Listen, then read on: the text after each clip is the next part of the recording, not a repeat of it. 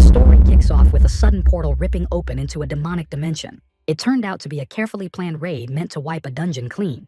Away from the epicenter, a small group of guys gathered, quietly discussing something serious. One of them voiced concern about the unusually massive number of people joining the raid. His partner reminded him that plenty of famous clans were involved in this operation. 5 years ago, after Judgment Day, millions of people awakened with unique powers. At that moment, another man approached the guy sitting nearby, tapping his back to get noticed. Turning around, he saw a stranger who simply wanted to meet the members of his group. The unfamiliar youth tried to start a conversation, venting about how rough raids were for a newbie. The guy on the rock was clearly shaken that someone dared to approach and talk to him. Suddenly, a call rang out from a nearby group, pulling the youth's attention as he rushed over. As he got closer, he caught a whisper warning him that the guy he talked to was the infamous Joe. The youth went pale after realizing who he had spoken with and nervously glanced at the hero. Their eyes met, triggering a wave of fear in the rookie. Joe himself acted like he was fully focused on mission prep. The hero opened the window of fate, a book listing all his abilities. His gaze stopped bitterly on the skill called Theft of Fate. His inner thoughts spiraled into regret over a past incident when a random activation wiped out a team. The Fate rank system had 5 tiers, with Divine at the very top, ruling the hierarchy. Below it came Dragon, Human, Demonic, and Insectoid, each split into 3 classes. Joe stood at the lowest rank of the system. Killing another awakened was unthinkable for the hero, let alone wiping out a whole group. Joe knew someone like him could never raise a hand against another person. Still, no one wanted to believe in his innocence. Suddenly, a lightly built girl approached him, strangely unafraid of the hero. She seemed familiar with him and asked whether he would join the upcoming tournament. Beside her stood a tall guy who also showed zero fear while talking to the hero. Joe suddenly declined participation, blaming exhaustion. Bomb insisted he should still join since they were one team. She suggested he was scared of the rumors spreading through the squads. Joe dodged the topic, reminding her of the age gap between them. The girl refused to back down, insisting his strength would be crucial in the coming raid. Their exchange was abruptly interrupted by a blonde-haired guy. The newcomer, clearly from their clan, told everyone to prepare for the raid. Joe left reluctantly, promising to think about showing up. The pair walked away, leaving the guys alone. Sam voiced his worries to Joe, feeling that this raid was not as simple as it looked. The hero reassured him, saying nothing would threaten him while providing rear support. Suddenly, the mission start was announced to all participants. The entire group moved closer to the portal, aiming to enter first. Joe stepped into the portal as well, finally choosing to join the raid. The moment they entered, monsters launched an attack without giving them time to adjust. Allied fighters instantly took defensive positions, veterans of countless battles. After some time, the enemy forces began to weaken. Suddenly, a massive demon charged the Allied troops, ignoring every single attack. Under the giant's pressure, monsters started surrounding the heroes.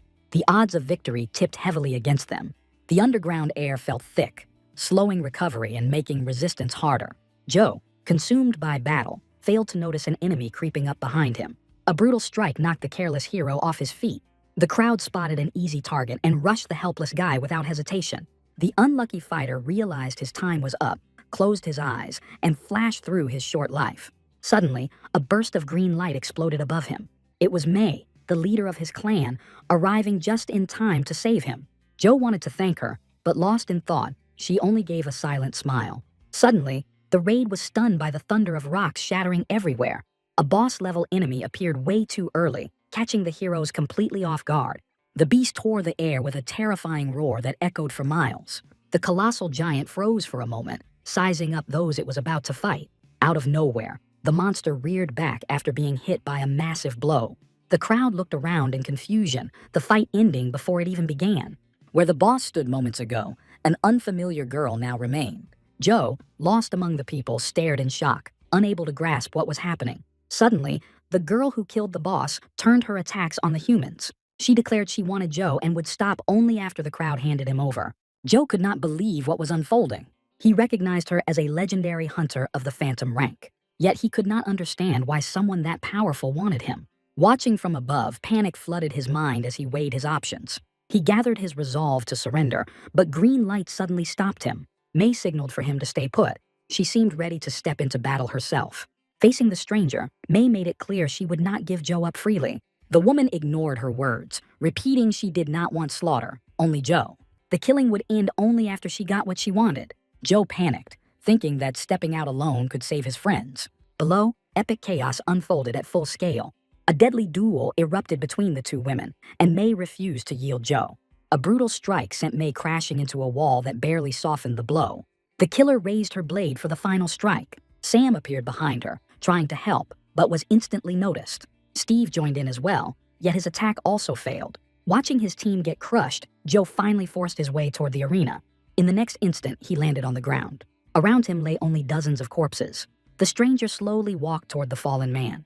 Joe watched in despair, seeing the cost of his hesitation. Suddenly, green light flooded the arena again as tree-like vines dragged the killer upward. Despite severe wounds, May rejoined the fight. This time, it seemed fatal as she took a devastating wound to the heart. Seeing this outcome, Joe received a prompt to use his fate theft ability. Without hesitation, he chose full assimilation as sapphire light filled the space. His aura detonated in cascading surges, devouring fallen remnants and forming blue lightning patterns. He realized too late that his level was too low to control such power. Abilities activated chaotically, leaving him with zero control. Yet the constant flood of power kept granting him new abilities. Amid the chaos, May's Clover Method ability stood out. As the enemy blade froze above him, the system announced fate absorption complete. By pure reflex, Joe parried, carving a deep scratch across her cheek. Shock filled the stranger's eyes as she faced someone who could resist her power. She leapt back to a safe distance and locked into a defensive stance, eyes sharp and body coiled. Rage flooded Joe, every cell screaming for revenge over his fallen allies. Activating Swordmaster and Hawkeye, he synced combat instincts with razor-sharp perception. Boosting his reflexes even further, he launched chains of lightning-fast strikes from every angle. The stranger barely kept up, her shields cracking under the pressure of layered attacks. Joe's speed hit critical levels, his body blinking around her through spatial tears. Luring her into a trap, he fired a focused beam of raw destruction. But she left a gap on purpose, faking exhaustion to bait a final blow. At the last second, she countered with crystallized energy straight into Joe's chest. Joe crashed to the ground, barely conscious as clashing abilities tore his body apart. The girl raised her rapier, ready to finish it. Crystal slammed into Joe, hurling him aside as she prepared the killing strike. Enduring insane pain, Joe ripped a crystal from his leg. In one smooth motion, he twisted his body and spun back in. She blocked easily, then attacked harder, unable to grasp where Joe's strength came from. Distracted, she failed to notice Joe slipping behind her again. This time he was closer, a crystal in hand, driving it straight into her throat. The battle ended abruptly, victory falling to the hero. Joe felt relief as he avenged his friends by destroying such a foe. Healing was among his abilities, yet he refused to use it. Lying in the ruins, he recalled childhood and a fortune teller predicting loneliness and failure. Her words proved cruelly accurate, every ally meeting a grim end. A sudden insight made him open the window of fate, spotting the regression icon among stolen powers. Gathering his last strength, Joe activated it as reality split into layered timelines. He awoke in a familiar white room, his body free of any wounds. The door creaked open as a man entered with a girl Joe recognized. Hiding behind a book, Joe held back a smile, now holding the key to change fate.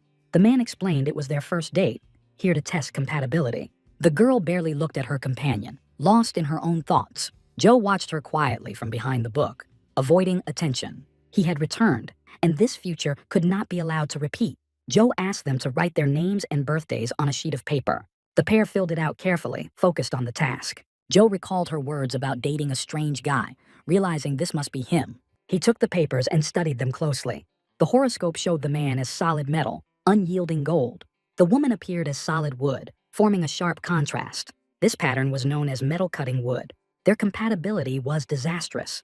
The axe destined to fell the tree. The man froze in horror, the girl shaken and unsure how to react. She quietly suggested there was no way out. Enraged, the man jumped up, demanding Joe's manager. Archie replied that the manager was in the lobby. The man urged the girl to leave, calling Joe untrustworthy, but she wanted to hear more of her fate. This only fueled his anger, his face twisting with rage. The girl calmly told him she no longer wanted to see him. Furious, he stormed out, shouting for her never to look for him. She watched him go in silence, showing no emotion. She praised Joe and asked to learn more about her destiny. Suddenly, Joe felt something strange, as if the air around him thickened. Blue light floods the room, and it feels like the girl senses it too. A blonde guy in a leather coat orders everyone to prep for immediate movement. For some reason, abilities begin recalculating based on each person's fate. A sharp ringing fills Joe's ears, wrecking his balance and sense of direction. He snaps out of it when the girl yanks him under a table. Joe remembers that in his past life, she saved him like this more than once. The question hits hard. Can he change anything in this life? Suddenly, the aura settles and the tension drains from the room. They have arrived at the very judgment day when abilities are assigned. Joe steps into the corridor, scanning his surroundings. The girl, confused and panicking, rushes after him. Joe searches while moving, his actions fast and precise. He barely slips an item into his pocket before the girl catches up. She grabs his hand and pulls him along, trying to evacuate. They move down the hallway like that, the girl leading and Joe following. A scream filled with terror suddenly echoes through the corridor. A stranger bursts around the corner, yelling for everyone to run as monsters appear from nowhere. One of them catches him instantly, biting into his leg. The girl lunges to help, but Joe is faster, drawing a knife. With one clean strike, he kills the monster and saves the stranger. Joe recalls the day he first awakened his power and realizes the monsters truly have arrived. He charges the remaining group, urging survivors to reach shelter. Fighting non-stop, Joe wipes out every monster in the area. A distant cry for help suddenly reaches his ears. He sprints toward it, warning people to find cover as fast as possible. Then he freezes in shock at what he sees. The girl he just escaped with is killing monsters using a gas cylinder. Standing tall, she shows real confidence, proud she took one down. Joe gives an awkward smile, amused at a dragon slayer being happy over something so small. He signals everyone to move down the reinforced staircase to safety. People rush past, desperate to hide. Joe collects spirit pearls dropped by the monsters. Even low-rank ones appear in higher numbers than expected. He notices the girl stayed behind instead of leaving. Slipping the pearls into his pocket, he wonders why she stayed. She is afraid to leave him alone, feeling responsible for him. Joe is surprised by her sense of duty, not expecting this from her. He decides to tell her something important, realizing she deserves trust. He starts carefully, choosing his words. The girl feels uneasy, sensing this conversation will not be simple. Her rank is 3rd-tier dragon.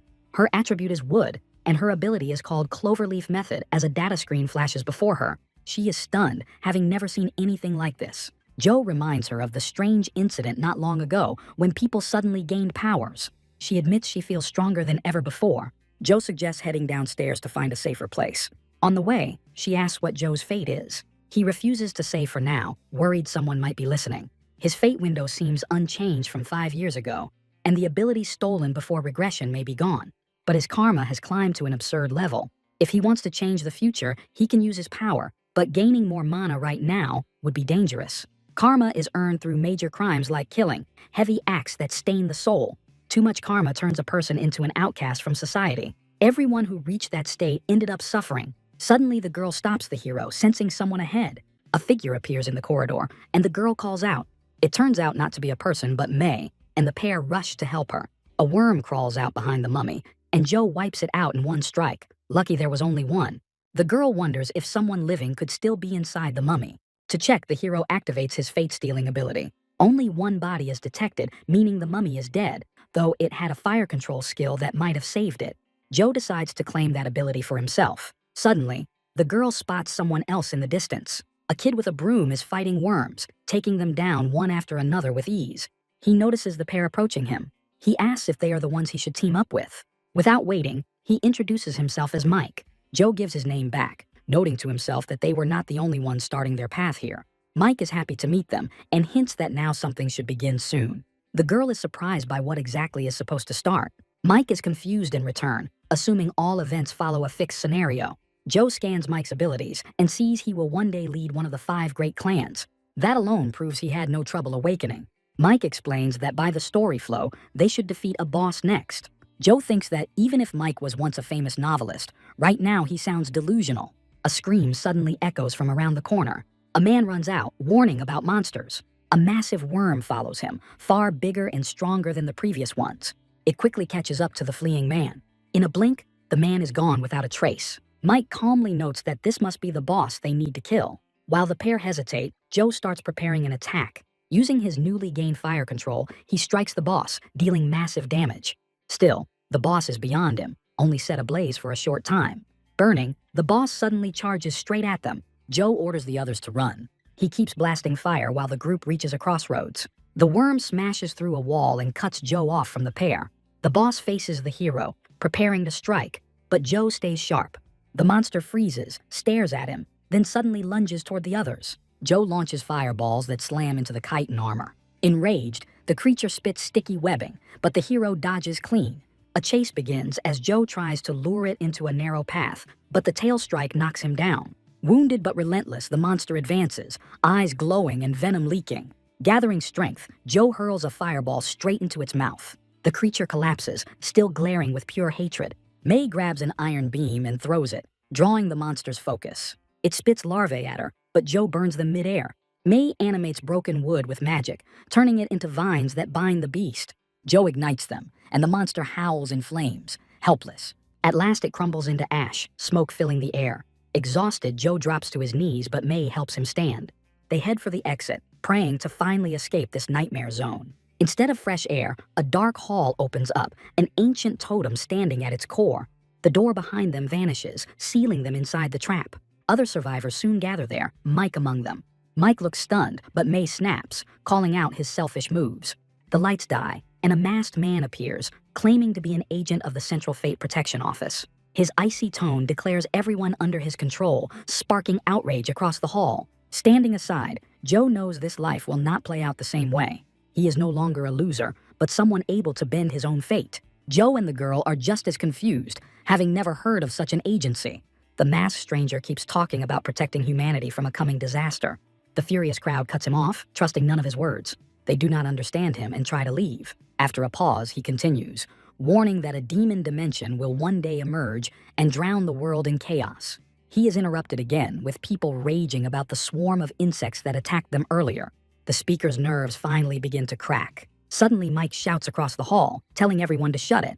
The crowd turns toward him. He keeps going, angry that people fail to see the massive opportunity dropped in their laps. Joe watches silently, disliking the kid's extreme tone but knowing he is not wrong. The masked agent decides to show proof, revealing the outside world. A screen lights up, broadcasting live footage from their city streets. Across the country and beyond, so-called demon dimensions have appeared.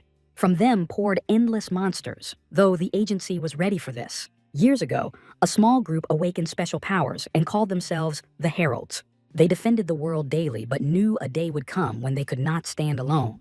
That is why more awakened were needed, and why everyone here was gathered. Anyone unwilling to help is free to leave, no chains attached. Still, the stranger asks them to trust his powers first, as minds can change. The crowd begins testing their abilities en masse. Joe, meanwhile, is focused on something else, wondering who hides beneath the mask.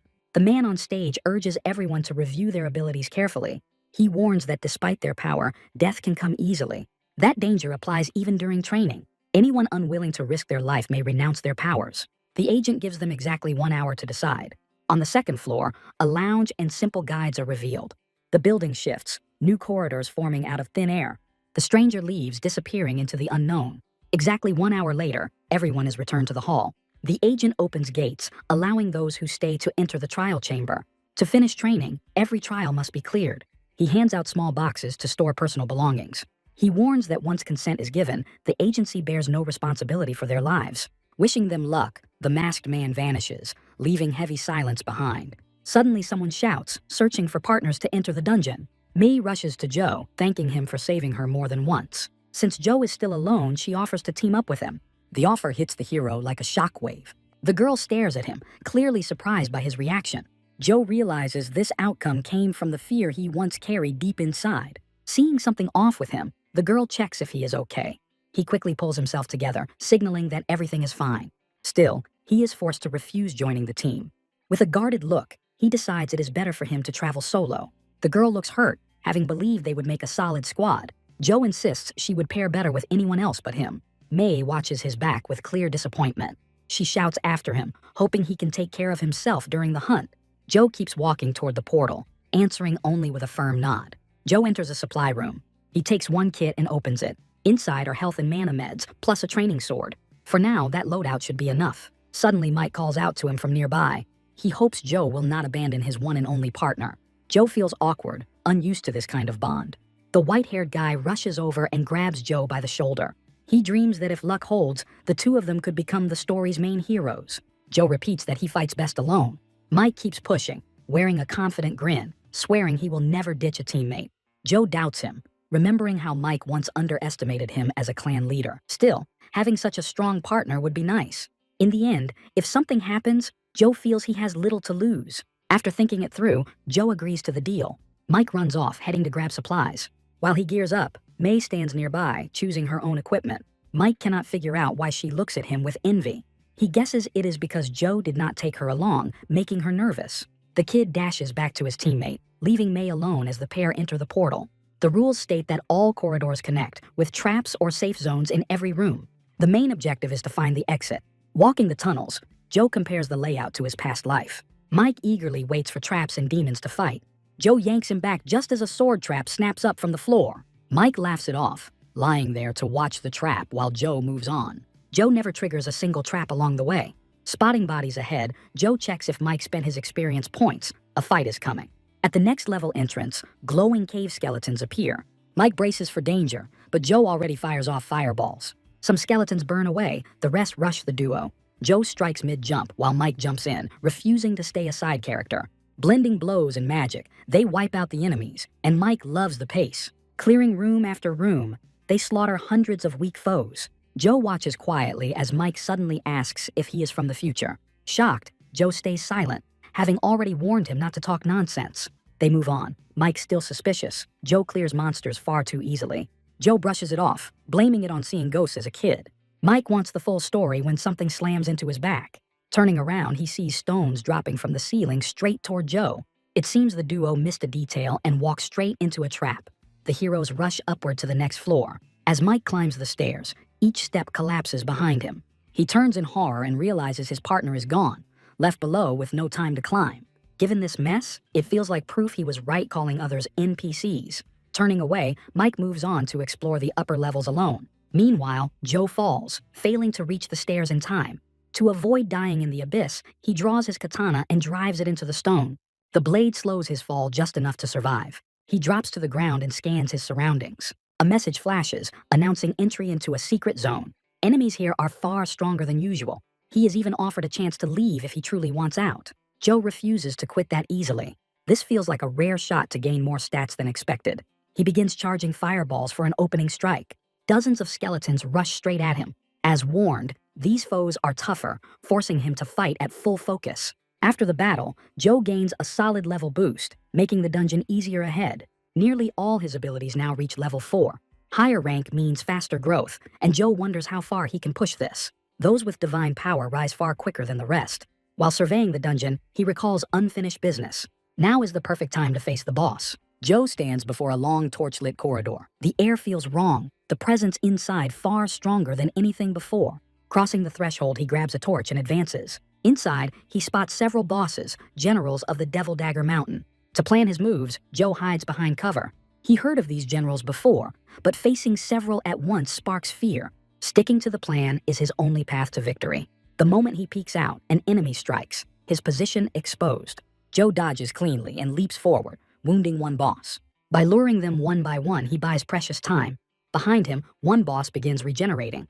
As long as both live, they will heal each other. A direct fight is now pointless. Enduring several hits, Joe dashes into position. Suddenly, one enemy knocks him down, nearly sending him off the roof. Joe counters with a burst of fire. One boss triggers a trap and loses his head instantly. Only a single enemy remains. Joe sprints down the corridor, the boss closing in as wind whistles ahead. Suddenly, a second general appears, fully restored. Joe leaps at him, slamming the enemy to the ground. Multiple foes are sent into traps at once, with zero chance to escape.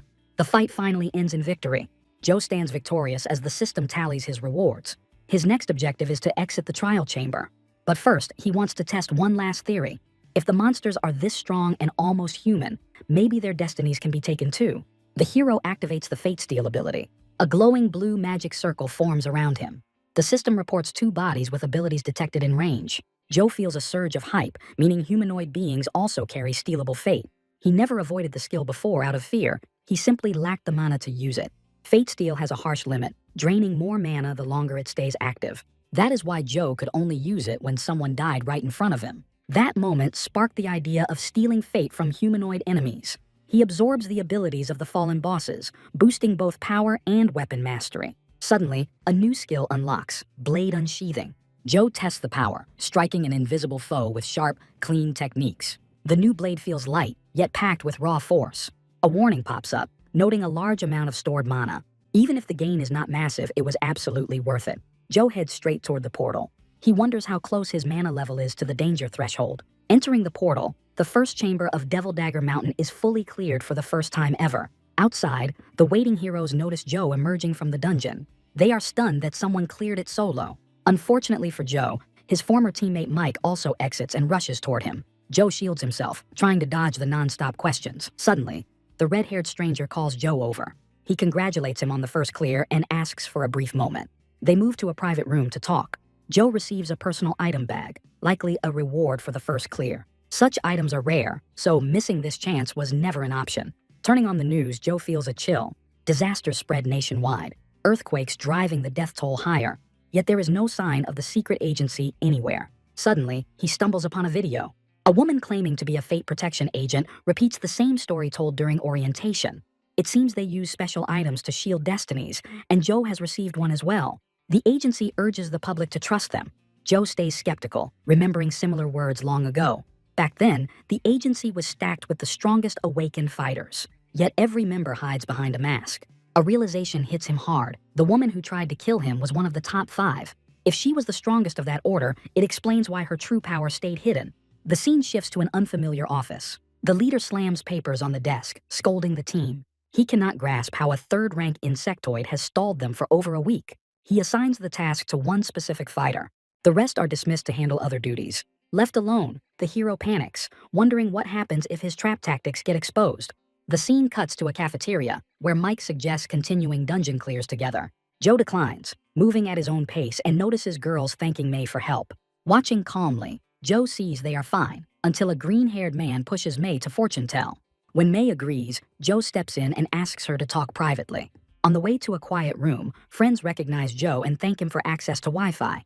It turns out that after clearing the dungeon, he gained unlimited internet and shared it with friendly people around him. Joe walks beside May in silence, feeling awkward from the attention, since in his past life people mostly avoided him. Because of that, the hero grew distant and emotionally closed off. Even so, he always had a few comrades who treated him well. Many of them openly supported the hero. One day in a corridor, Joe overheard strangers discussing his ability.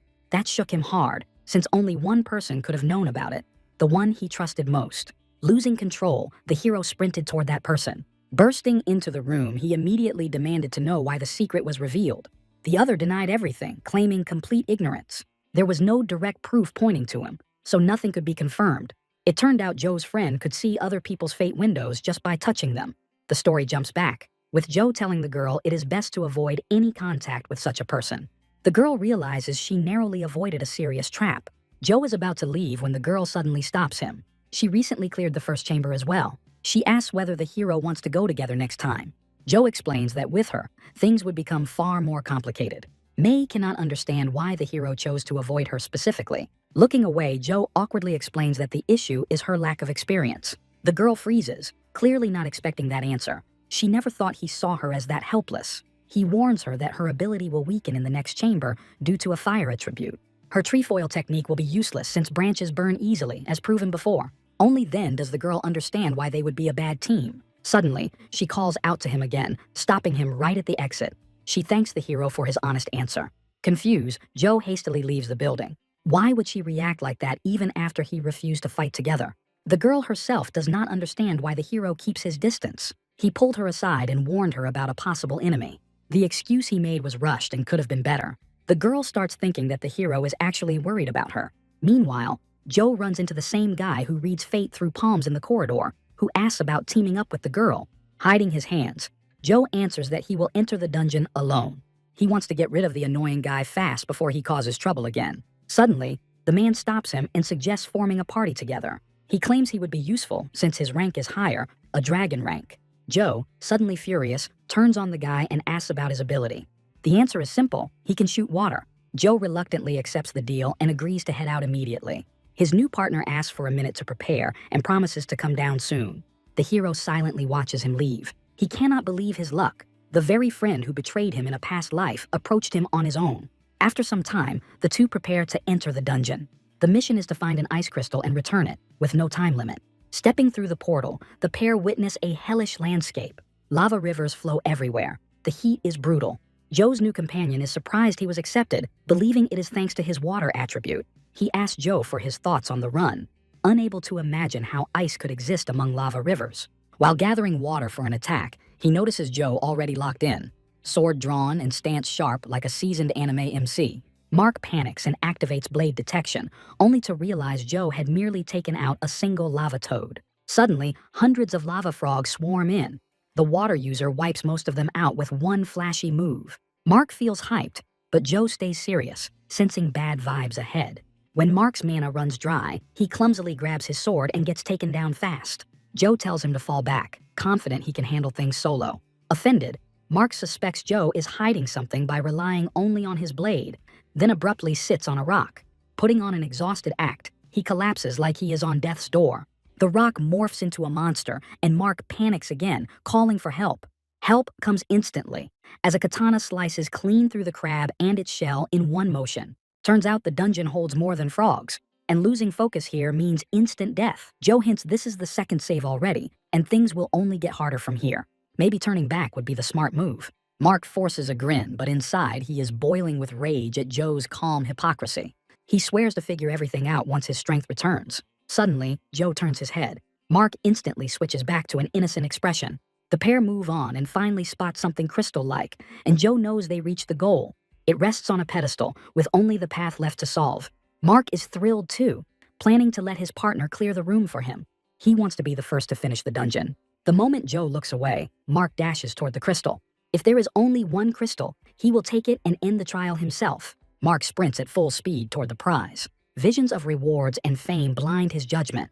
He refuses to share that glory with Joe. Being first to reach the chamber, he already sees himself as the winner. Suddenly his hand grabs something slick. It is a pouch filled with fire frog eggs. From beneath the lava, frogs burst out by the hundreds. They grab Mark and drag him straight into the lava.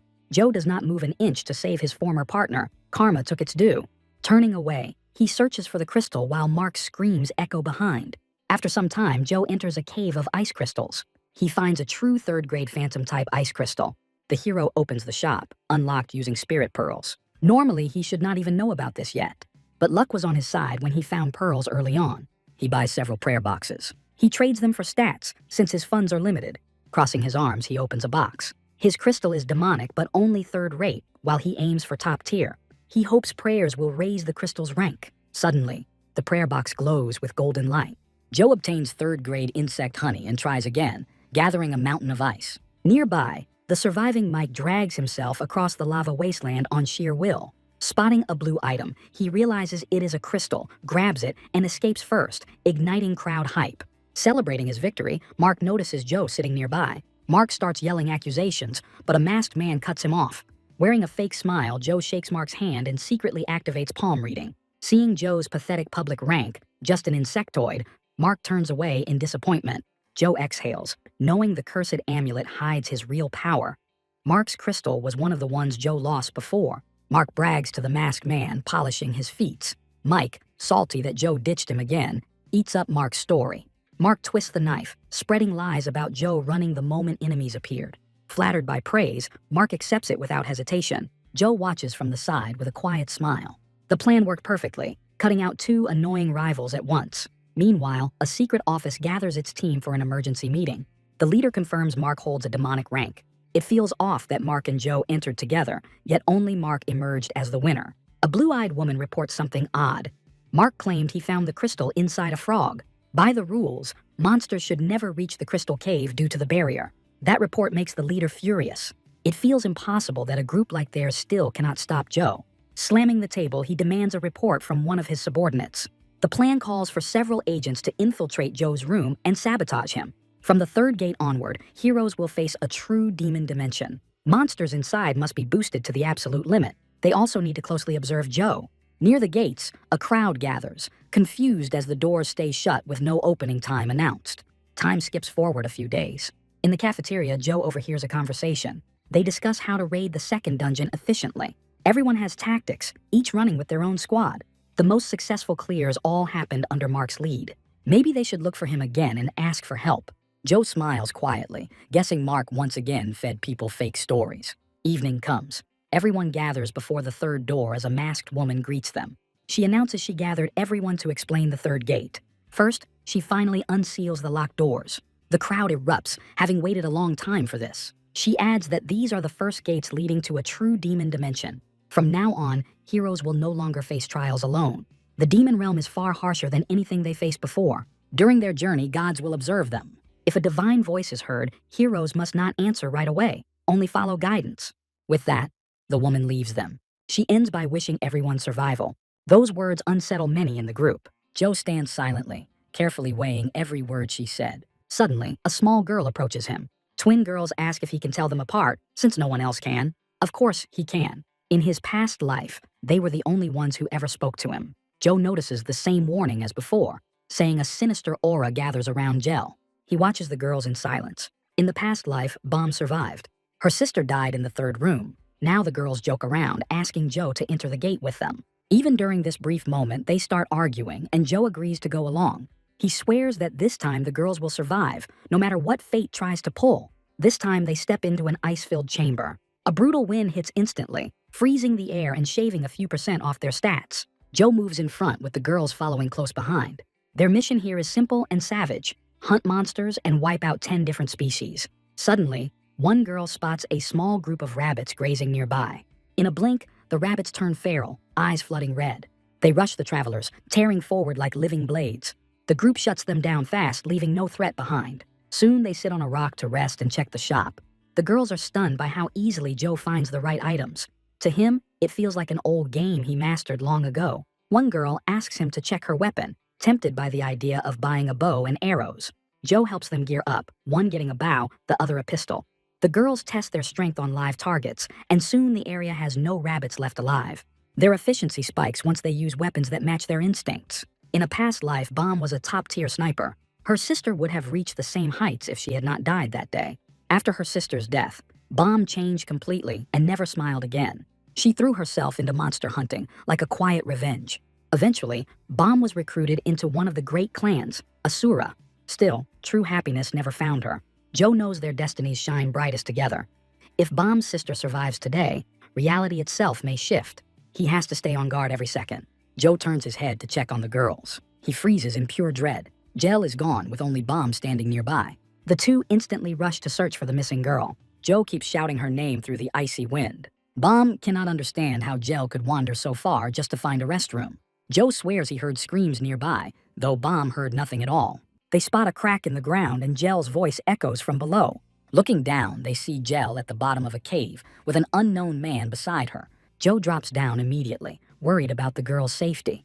He suddenly recognizes the stranger. It is Mark, the same guy who reads palms. Mark clearly hates seeing Joe with the girls but keeps silent. Joe asks the green-haired man if he needs help. Mark snaps back that he needs no help from a coward like Joe. Joe does not argue, simply turns around and walks away. While climbing up, Gell explains the stranger's leg was paralyzed by a monster attack. Joe knows Mark will manage alone, since a rabbit attack was never that serious. Mark, writhing in pain, curses Joe in his mind. He becomes obsessed with humiliating him one day. Suddenly, Mark hears a strange voice he has never heard before.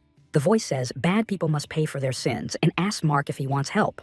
Meanwhile, the trio decides to return to the safe zone, since monsters grow stronger after dark. The girls want to keep grinding stats, but Joe insists there is no rush on the first day. He promises to continue clearing the level with them, which lifts their spirits. Suddenly, something catches Joe's attention. He hears the same unknown voice as well. The man instantly rushes toward the voice, signaling the girls to retreat back to the portal. At the same time, deep in the icy lands, a group of people is surrounded by a wolf pack. The beasts are starving and furious, leaving the group with slim chances of survival. Among them stands May, acting as commander, forcing everyone to stay calm. Suddenly, wolves break through the formation. May activates the clover method, striking the pack head-on. She also engages the remaining wolves with her blade.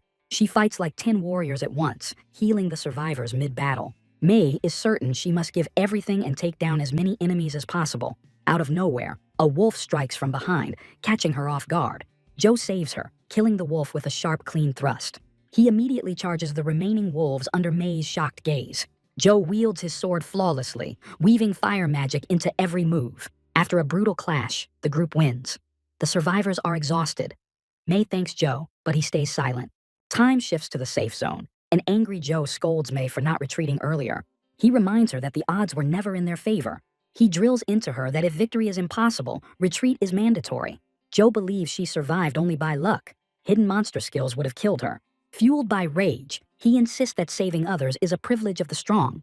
If she stays reckless, she will end up as nothing but a corpse. Several teammates rush to support May, but she is not upset. Laughing it off, she reassures them that Joe is just worried about her. She still cannot grasp why he plays the villain, yet knows he is kind at heart and thanks him anyway. Joe exhales in relief, glad his words were understood, and moves on. After some time, Joe enters the dungeon again. He tells the girls he will stay until they finish their business in the third room. Once they clear it, he will leave and focus on his own objectives. Joe's true goal is a hidden reward for killing 11 monster species. Watching the girls, he notes that raids now end far faster than in his past life. Suddenly, his fate detection ability activates. A warning appears about approaching White Tiger death energy. Joe considers simply eliminating such an annoying threat. He orders the girls not to split up while he is gone. He hopes they can hold out together. Suddenly, Joe spots Mark approaching in the distance, clearly looking for him. Mark spins an ice crystal in his hand, aiming to repay a debt. His revenge is for the humiliation Joe dealt him before. Joe draws his sword, challenging whether Mark truly has the strength. This attitude drives Mark into a frenzy, enraged that Joe refuses to see him as the protagonist. The villain prepares his attack, hurling ice crystals at Joe with godlike force.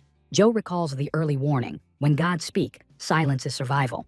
Now a deity has seized Mark's mind, twisting him into madness. Mark attacks, declaring himself chosen. Those who bargain with gods are known as shamans. They gain immense power in exchange for obsession. Joe is lucky the god controlling Mark is low tier. Mark's mana surged, and a new skill awakened. He can now infect enemies with pox during combat. Joe is not worried, only irritated. His first move is clear: drain the enemy's mana. Creating a fake route, Joe plans to run Mark ragged before striking back. He charges after Joe, convinced divine punishment will hunt the hero to the very end. Suddenly, a stampede of wild boars cuts across his path. The chaos slows the pursuer and drains his mana reserves fast. Out of nowhere, a giant boar slams into Mark, lifting him on its tusks. The blow nearly kills him, blood spilling from his mouth.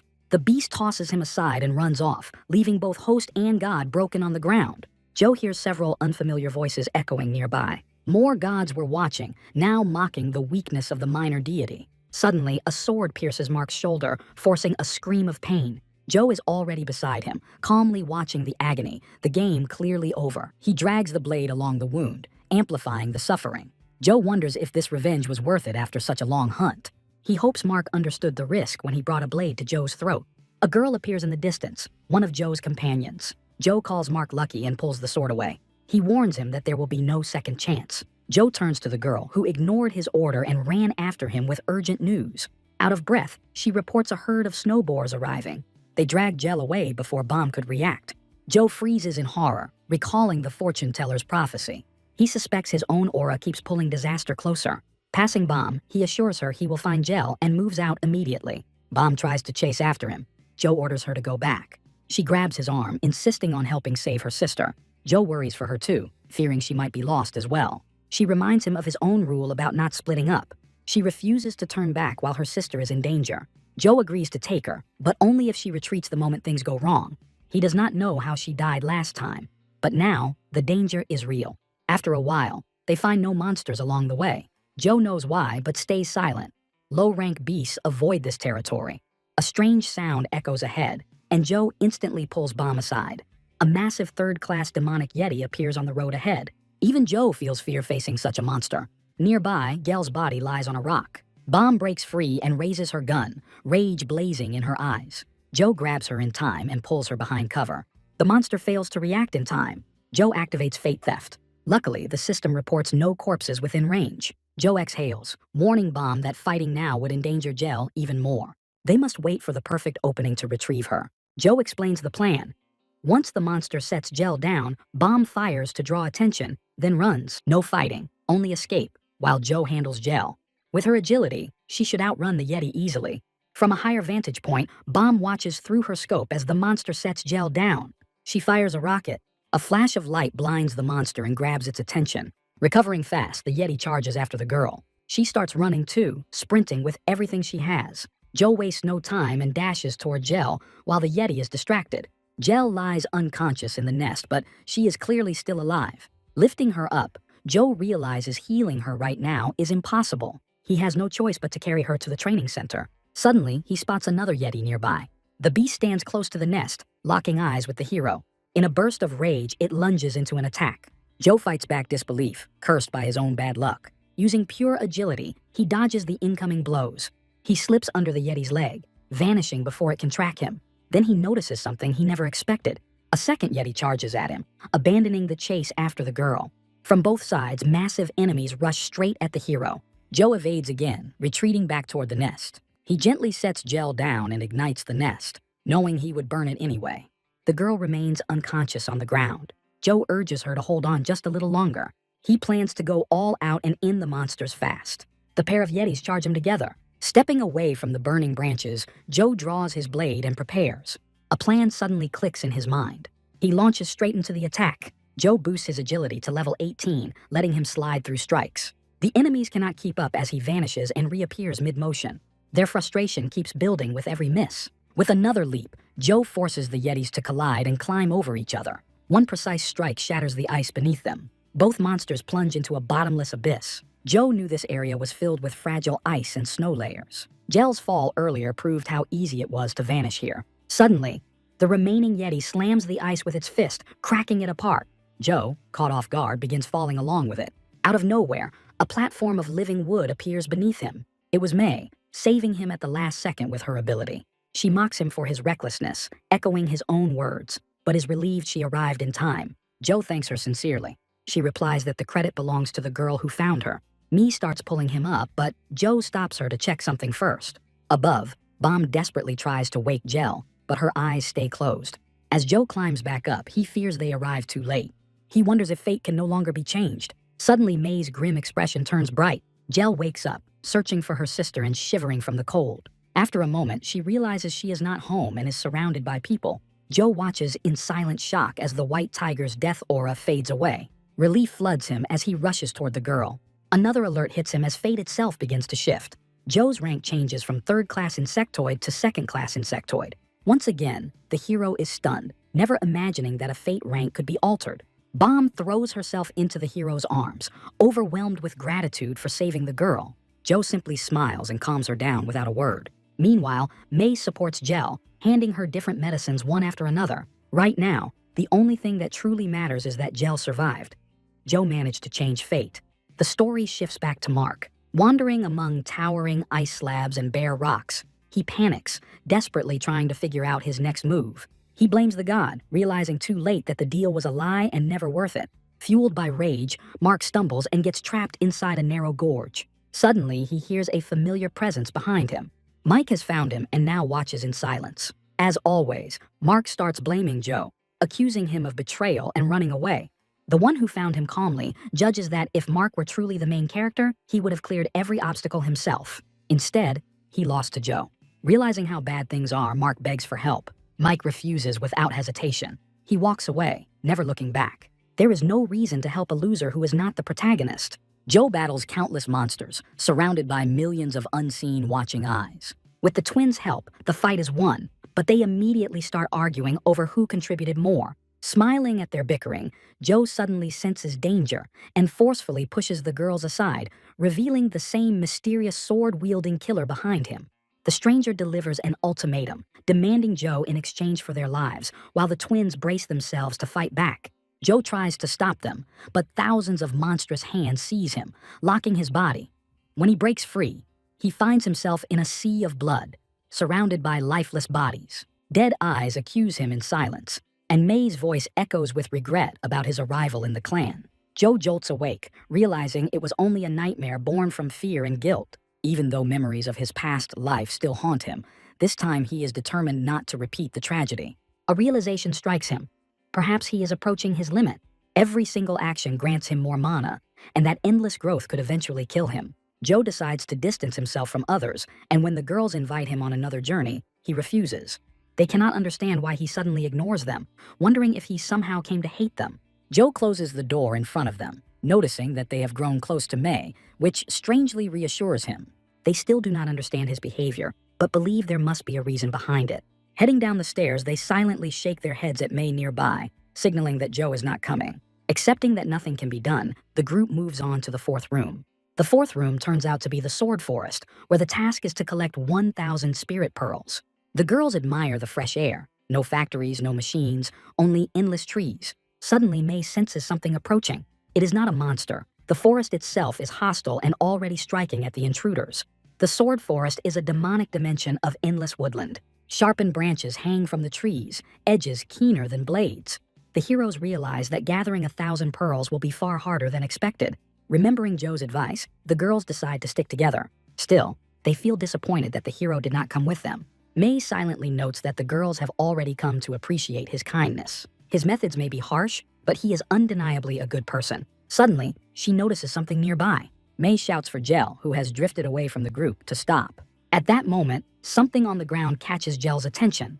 The scene shifts to Joe's room. He carefully examines an unfamiliar egg. The egg was a reward for defeating the Yetis, the 11th monster type, and whatever hatches from it now depends entirely on Joe himself. To keep it from biting again, and to stop the egg from trying to eat everything in sight, the hero ties a handkerchief around its mouth. However, those were not the only summons. When the hero defeated the Yeti, he also activated Fate Stealing. Thanks to that, he obtained the abilities Fighter's Instincts and the Water attribute. In that very moment, the hero decided to test the new attribute. Raising his hand, he admires the newfound power as hundreds of water droplets rise into the air. His suppressed stats return to normal. In the next dimension, the hero plans to buy weapons, and that is where fire will truly shine. Joe steps through the fourth door. The moment he enters the dimension, he immediately hears several gods talking among themselves. They discuss a few rookies, as watching their growth is prime entertainment for the gods. Joe quickly grows tired of their pointless chatter and decides to cut them off. For a split second, he even wonders what to call them: low-tier evil spirits or wandering ghosts. However, he lacks the mana needed to mute the gods completely. One of the gods offers the hero a contract. Under that god's patronage, he would become far stronger than anyone in the territory. But the moment he leaves the god's domain, all that borrowed power would vanish. He buys an item from the shop, a map of the demon dimension. Now he finally has everything he needs to leave the forest. The map currently shows only major landmarks, but new ones will appear as he explores further. Suddenly, the hero hears yet another unfamiliar voice. Just like the others, he ignores it. The Lord of Fire offers him a contract, even activating several abilities to prove his might. Suddenly, a special message appears for a few minutes. The Lord of Fire persistently urges the hero to accept his protection.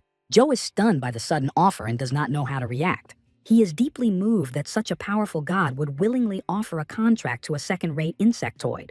Even so, he is forced to refuse. The hero receives a message stating that the Lord of Fire is now watching him. Traveling through the jungle, the hero cuts down enemies along the way. Over all this time, he manages to collect only 36 pearls out of the required amount.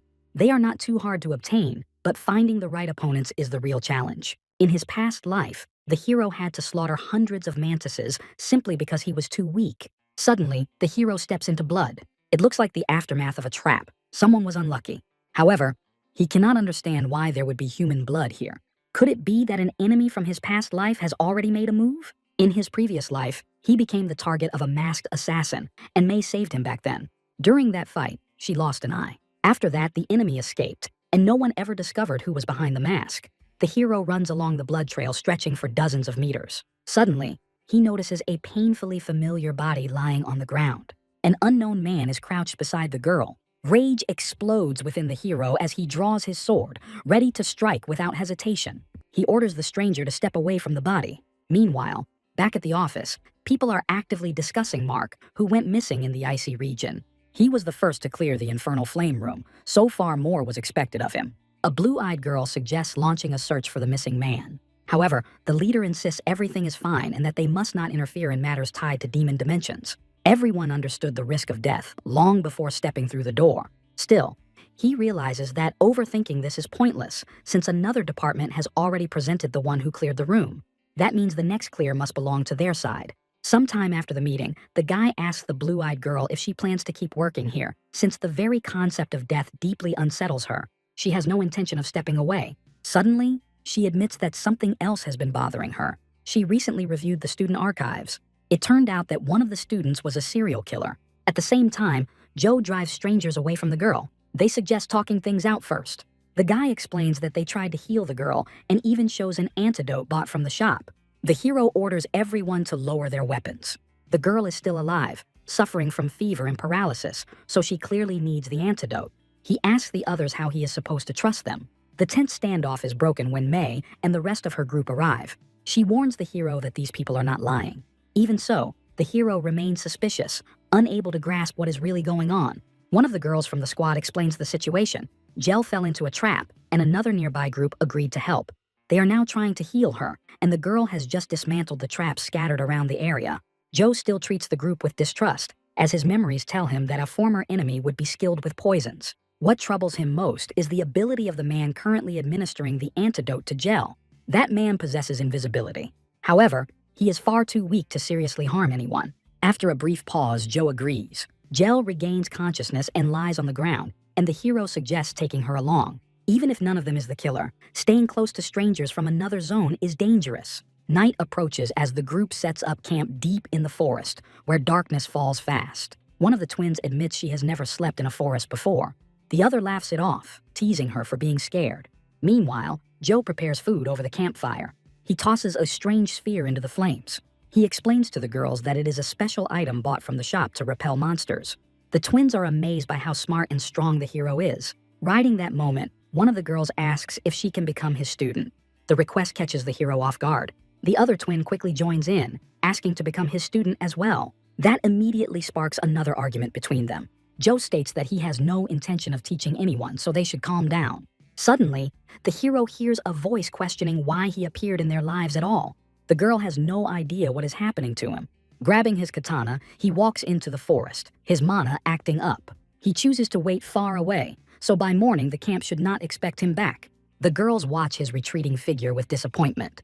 Walking through the forest, the hero feels no pride in his own actions. Deep in the woods, he tries feeding the egg by offering it a twig. The egg rejects it, spitting the substance out. The strange egg suddenly demands meat and declares a hunger strike. Joe is far from pleased and forces it to eat what it is given. The hero decides to spend the night perched in a tree overlooking the clearing where his group rests. The gods continue their pointless chatter, which the hero can still hear as he dreams of raising his mana enough to silence them. Joe settles into the branches, getting as comfortable as he can. From this perch, he can see the whole camp. The twins are arguing like always, while May watches over them. The hero smiles at the scene below. It reminds him of the soaring tiger clan from his past life. Mai used to smile the same way while watching them back then. In those days, the group truly lived well together. Joe feels a twinge of nostalgia and thinks that a clan like that might rise again in this new life. Suddenly, he catches a strange, sickly sweet scent in the air. Dropping from the tree, the hero starts searching for the source of the smell. May and the others are startled by his sudden appearance. Without answering any questions, he immediately moves off to track the sweet scent. He soon finds what he was looking for and double-checks with the girl whether anyone passed nearby while he was gone. Several fruits lie on the ground, radiating that same sugary aroma. They could not have appeared naturally. These were demonic peaches, their scent easily luring demonic beasts. There are no fruit trees nearby, so the hero realizes someone planted them here on purpose. Most likely it was that same killer. One of the twins suddenly recalls that a guy passed by earlier. Joe is surprised it was not someone from another department, but that very guy, Mike, from the start of their run. The twins grow uneasy, saying he stood nearby for a short time, quietly watching them. Joe starts to suspect that it really was Mike. He explains that several fruits are scattered around and tells them about their dangerous effect. The girls also begin to suspect that someone deliberately spread them.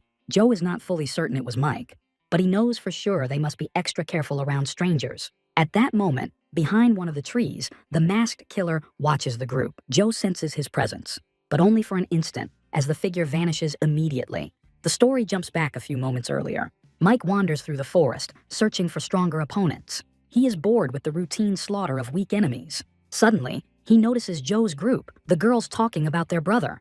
They call him strong enough, which instantly catches Mike's interest. An idea sparks in his mind that Joe might have returned to the past and now knows all the broken tricks. Forming a plan, Mike decides to eliminate his rival immediately. Meanwhile, Joe walks through the forest with the map in hand. He keeps a casual inner exchange with the gods, who keep pushing him to accept a contract. Joe refuses every single time. Suddenly, his perception jumps to a new level. He begins to sense the smell of human blood. Turning around, the hero activates Fate Theft. After a short search, he finds what looks like a corpse. yet the dead body counter reads 0. Joe ignites his flame blade and lunges forward. The masked stranger springs up instantly, realizing his trick has been exposed. He points out that the person on the ground should be checked for life, not finished off. The masked killer is shocked by Joe's speed, as a single strike shatters his mask. He questions how the hero recognized him and removes the mask himself. Activating a murderous drive, Mike charges straight at the hero. Joe notices that Mike's stats have skyrocketed since their last encounter. The fight has suddenly become far more difficult. Joe is disturbed by this bloodlust, as Mike looks almost happy. It seems killing demons alone is no longer enough for him. He has been granted a power that only activates through the murder of another human. So, leaving that power unused would have been straight up stupid. Joe is irritated by Mike's blatant hypocrisy. Suddenly, the opponent starts breaking apart into the air. Joe activates heightened senses.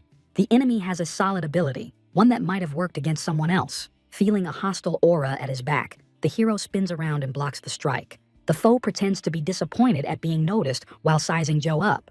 The stranger is thrilled, thinking this kill will be fun since Joe is no weak extra. Before the fight even ends, he imagines how much stronger he will become by beating Joe. At that moment, Joe realizes it is time to use the skill stolen from the Yeti.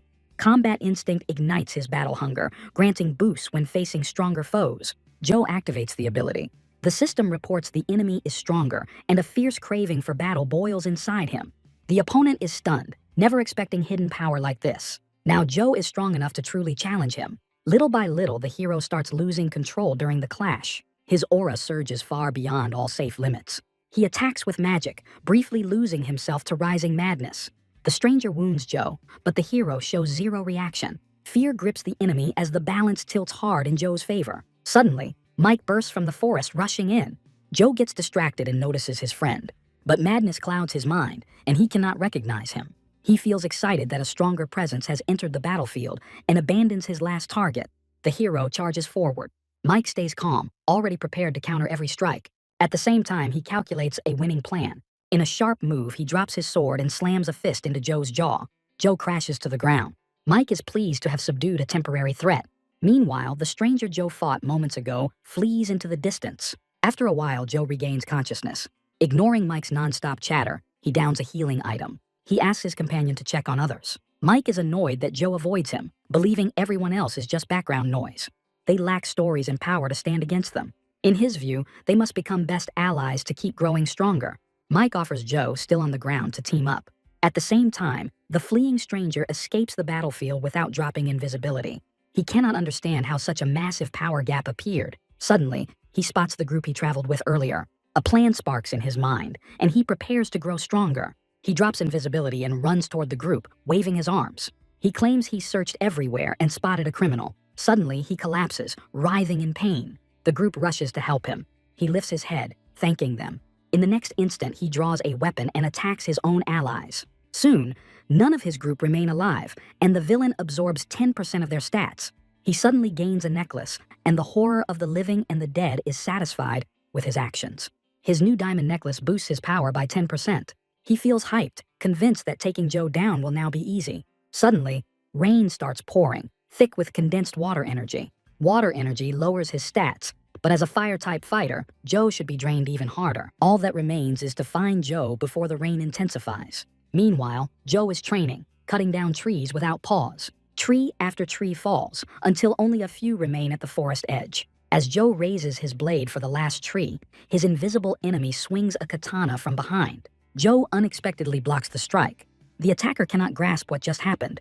The enemy launches another assault. Joe's sword cannot handle the pressure and snaps apart. The man mocks Joe, convinced he is now too weak to fight back. Yet no matter the gap in strength, Joe keeps deflecting every attack. If the enemy truly knew how weak Joe was, he would not have slaughtered so many people. He recalls Joe's missing partner and sees Joe wandering alone, as if provoking himself into killing. Suddenly, he notices Joe smiling, which only fuels his rage. Then something completely unexpected happens. Joe strikes back with fresh force, as if he had been holding back to avoid ending things too fast. The hero switches his attribute to water. The interface shows his reduced stats snapping back to normal. On top of that, they surge by another 10%. The enemy is stunned since the amulet promised Joe would stay weakened. The villain turns to the god who granted the amulet, demanding answers for the betrayal. Joe himself wonders why such a cautious foe trusted a random artifact. Suddenly, The horror of the living and the dead warns the enemy not to fall for Joe's bait. Even with boosted stats, the opponent is still stronger. Joe senses something is off. The rival leaps aside, confident in his superiority despite the attribute shift. With a single blow, he shatters Joe's weapon. Joe's chances of victory drop to nearly zero. The villain slams him back against a tree trunk. Disarmed and dazed, Joe is completely helpless. The katana presses to his head as the enemy mocks him and promises death for Joe's friends. He adds that Joe will not die alone. Suddenly, Joe counterattacks with a blade hidden in his sleeve. The weapon pierces straight through the enemy's stomach. The advantage instantly flips. The foe forgot that the branch lodged in his wound came from the cursed grove. As death closes in, the villain begs his god for salvation. Joe coldly notes that it is already too late. The connection to the horror of the living and the dead is severed. Joe reveals that his power only activates through killing. He uses fate theft. After the battle, the hero continues gathering spirit pearls. Rewards from the demonic dimension exceed all expectations. His search leaves a trail of felled trees behind him. He even has to build a makeshift lightning rod. Joe also absorbs several of his enemy's skills. His fate level rises once again. Mana keeps making itself known more often, swelling with every surge. This time it hits as a crushing headache, loud and relentless. Suddenly, someone calls out to him. Mike finds him and questions the mass slaughter of creatures and the fate of the enemy. Joe recalls his recent rage, realizing Mike caused him to lose track of the killer. Pulling himself together, he assigns the guy a task. After comparing maps to get oriented, Joe orders Mike to guard another sector and cut off any escape routes. Days pass with no news or action, and Mike returns asking about progress. Joe says the enemy was never found, so he focused on gathering pearls. Mike is convinced the foe was killed, judging by the trophies. The gear taken from the body makes it especially obvious. Joe denies it, claiming the sword came from the shop and the enemy vanished on his own. Mike still doubts him, but backs off. He keeps pushing, saying Joe could just admit the kill. Joe only stares at him in silence. Repeating that he killed no one, Joe reminds him they are not friends. Mike leaves, supposedly returning to pearl farming. Joe watches him go, uneasy at how easily he gave up. Pulling out the final pearl, Joe completes the trial. Outside, Bomb and Gel keep chasing Joe, begging him to take them as students. Each time, he calmly refuses without hesitation. The girls promise discipline and effort, even buying him coffee. Suddenly, one claims they are blessed by gods and cannot be weak. Joe activates fate detection. Bomb is blessed by the Maiden of the Hunt and the Moon. Gel is blessed by Tethva, bathed in sunlight. Joe relaxes, knowing such gods boost their stats well. He unexpectedly suggests they seek help from their gods instead of him. Confused, they ask which god has blessed him. Joe has no divine patron at all. No god has ever offered him a contract. The girls refuse to believe gods would ignore someone like him. One starts explaining the synergy between gods and humans. The other abruptly covers her mouth. Joe keeps dodging the topic, saying he does not need that info yet and has no rush to mentor anyone. The girls sense something off. There must be a reason he keeps rejecting divine contracts. Suddenly, a figure emerges from the winter portal. The man is so exhausted he collapses right after crossing the threshold. The stranger asks if he has entered the first room. Seating the priest on a pedestal, the group asks what happened to him. He admits he still cannot bring himself to kill monsters. The father fears even facing them, let alone fighting. He tried, but failed to defeat even the weakest beast. Under the stunned gazes of the girls, Joe offers raid assistance, flashing a calm, businesslike smile at the priest. The man looks at Joe with hope, unsure how to respond. The girls want to join, but Joe sends them off to hunt. The twins vanish from sight since Joe promised to consider their involvement later. The father calls himself dead weight, but Joe acts just like someone he once knew in his past life. He states that heroes are meant to back each other up, no matter how rough it gets. Those words break the priest, tears spilling out uncontrollably. Joe suggests wasting no time and heading straight into the raid. Meanwhile, back at the office, the staff notice the boss is in an unusually good mood. He explains that someone from their department cleared the room first. That single fact lifts his spirits sky high. Suddenly, his smile twists into a vicious grin. A girl he calls a princess appears at the doorway, arriving to congratulate him on the successful raid. She casually mentions that next time the second and third zones will collide. Out of nowhere, the girl proposes a bet. The wager is about who reaches the next hall on the highest difficulty first. Only one student may participate, either hers or his. Asked about the stakes, she makes it clear the prize is a favor. Irritated, he fires back with absolute confidence in his student's victory. After exchanging farewells, the girl leaves. A heavy silence settles over the hall. The boss angrily asks if the staff heard everything that was just said. Winning is no longer optional. Elsewhere, Joe helps the Holy Father gather pearls. He collects a full 1,000 pearls for him. The priest cannot believe the hero pulled it off in just 2 days. In gratitude, he heals Joe, since it is the only help he can offer. When it is done, the father drops to his knees, crushed by his own sense of uselessness. Joe encourages him, reminding him that everyone's value reveals itself in time. Those words only bring more tears to the priest's eyes. After clearing one room, the pair moves on to another, with Joe warning that it will be tougher. The first team entered 5 days ago, so departure is set for tomorrow. The next day, they step through the portal and emerge by the sea. The view is cinematic, with mountains rising far on the horizon. They are informed of a special condition in this room. Reward scale with user level. The shop is forbidden, and leaving before completion is impossible. Joe realizes the third rule will be a real headache. Victory conditions are unclear, meaning pure improvisation is required. Asked about the phrase to find and expose the secrets, Joe answers cryptically that it means ripping out tongues. After some time, the hero sets up a small camp for their stay. The father admits he panicked upon seeing the extra rules, but now feels safe since Joe prepared everything in advance. Suddenly, Joe announces he is going for a walk and asks the priest to wait at camp. As he moves, Joe reflects that one task is done, the camp issue solved. Food now becomes the real concern. The forest outskirts feel oddly artificial, like oversized toys. The food supply is guarded by several demon dogs. No one from the unknown group dares to approach them. Suddenly, the man who once came to Joe with May declares in fury that he will not return to camp. He cannot bring himself to ask help from someone who rejected him. Even the thought of it drives him insane when the memory resurfaces. His companions dislike the plan, but he sends them off again while he stays hidden. Still, he orders them into battle anyway, reminding himself he is paying them for this. The monsters turn out far weaker than expected. Before long, every demon dog lies dead. The heroes climb trees to start harvesting apples. Suddenly, the man notices that the dogs look unusually skinny, even though food is everywhere around them. A god's voice echoes in his head, declaring that anyone who eats an apple without permission will lose their tongue. Out of nowhere, a heavy rumble rises behind the group as demon monkeys come charging straight at them.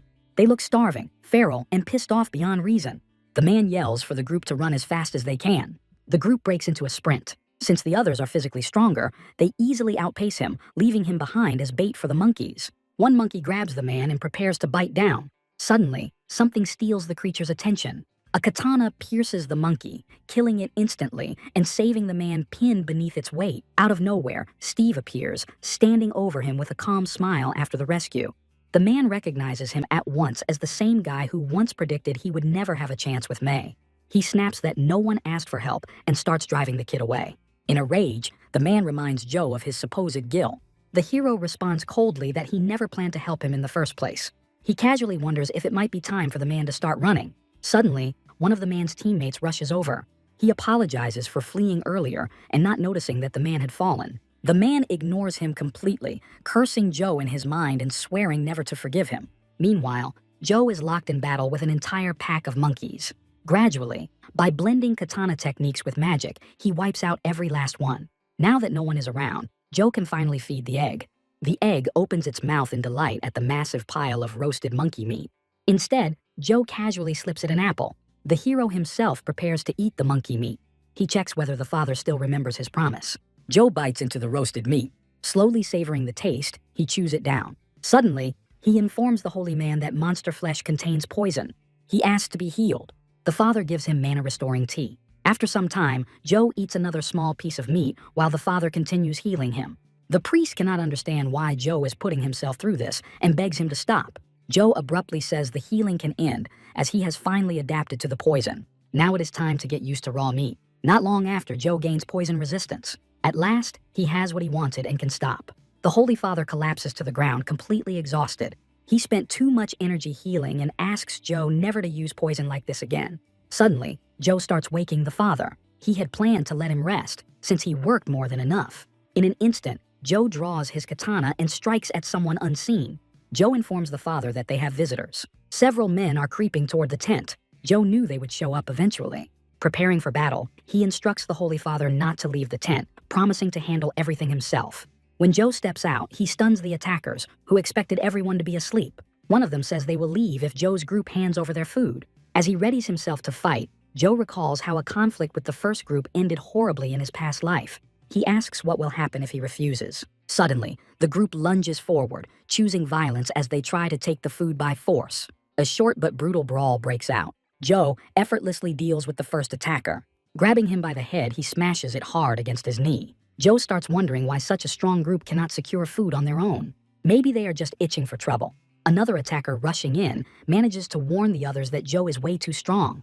They decide to pull back and report everything to their captain. Suddenly, some kind of sphere flies toward Joe. An explosion erupts nearby, throwing a pillar of dust into the sky. Meanwhile, the holy man remains seated inside the tent.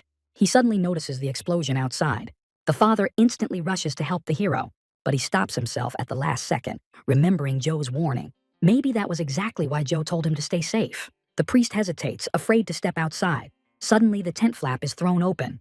Joe stands there, the enemies having escaped using smoke bombs. The hero explains that the attackers tried to steal their food. Joe warns the holy man not to associate with people from other groups. The priest recoils in fear, thinking Joe should never have taken him along. He feels like nothing but dead weight to the hero.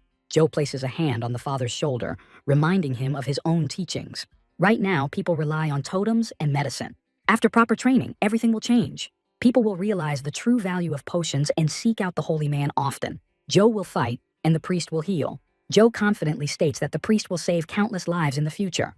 Inspired by these words, the father declares that he cannot afford to give up. He asks Joe to help him grow stronger. Together, they will become a perfect team, supporting each other. 3 days pass, and the story shifts to May's camp. The twins enter her tent, cloaked in leaves. May is happy to see Bomb and Gel back, and asks if they found what they were looking for. They found nothing, meaning they will have to venture deeper into the forest. May warns that such a journey will be harsh, as most people in the camp are weak. The twins believe that if they go with Joe, everything will work out, and they can learn a lot on the way. But the hero is likely already deep in the forest, so they must act without him. The girls ask May when Joe will return, but she has no answer. Suddenly, someone knocks on the tent. The entrance opens, and May's name is called. Mike shows up to visit and asks if they have seen Joe. Disappointed that it is not the person she was hoping for, May says she has not seen him. The twins are amazed that Joe managed to bypass every trap. May asks why Mike came, but he already states his reason. He believed Joe would be here, since the gods hinted at this place. Mike keeps calling himself and Joe the main characters, while labeling everyone else as side characters. He also hints that the camp is full of useless people. May grows angry at how casually he looks down on others. Suddenly, he tosses her an apple known as the Fruit of Passion. She receives a notification that the room on low difficulty has been cleared. Mee is not surprised at all, since she already has plenty of her own apples. Mike is caught off guard by this turn of events. Now, he does not mind working with the girls as a team. The twins, however, are far from thrilled by his proposal and have zero desire to cooperate with him. Mike then concludes that it looks like persuasion might have to be done the hard way. May stops him immediately, urging him to cut it out while there is still time. The warning has absolutely no effect on Mike. He draws his weapon, deciding that a clash with the girl would be way more interesting. Sensing the tension, the twins step in and suggest everyone calm down and lower their weapons. Suddenly, one of the camp girls bursts into the tent, reporting that someone nearby is cooking monster meat. Everyone inside freezes, stunned by such news. Mike lights up with excitement, convinced that coming to the camp was the right move. At the same time, not far away, a cauldron bubbles over with rich, savory food. The aroma spreads for miles, thick and impossible to ignore. All the others have left only fruit from the garden, animals, and poisonous plants to eat. But since Joe developed poison resistance early on, he can now eat as much as he wants. Suddenly, he hears someone calling out nearby. Mike and May have followed the scent of meat. Joe is glad to see them, but they immediately try to forbid him from eating the meat. May warns that everything here is toxic, and anyone who eats it should drop dead on the spot. Joe explains that he neutralized the poison by adding an antidote to the soup. May is shocked, realizing that for the first time in ages, she has a chance to eat properly.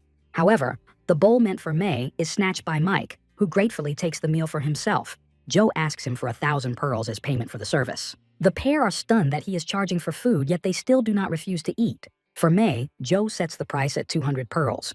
She serves herself a generous portion, while the rest of the team approaches from behind, having found them. Before long, the entire group is eating Joe's soup.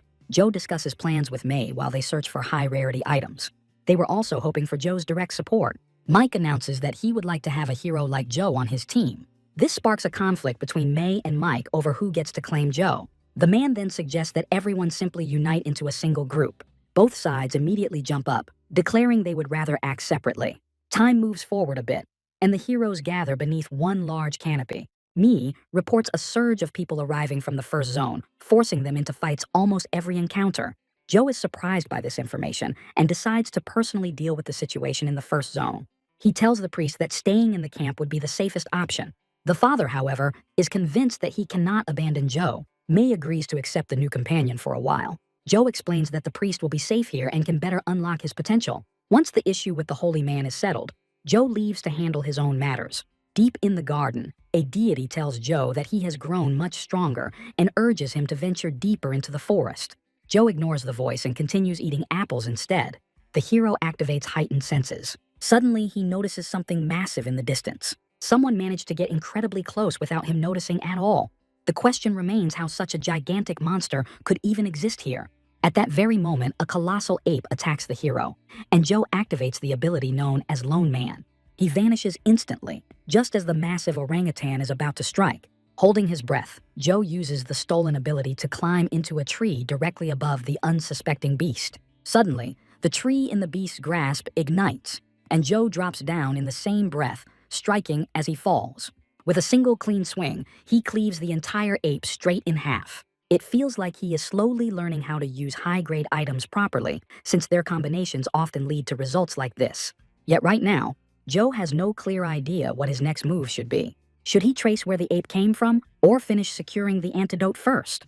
The hero chooses the second path and heads off to gather blue apples. After eating several, he gains increased mana and experience, while also boosting his resistance to poison.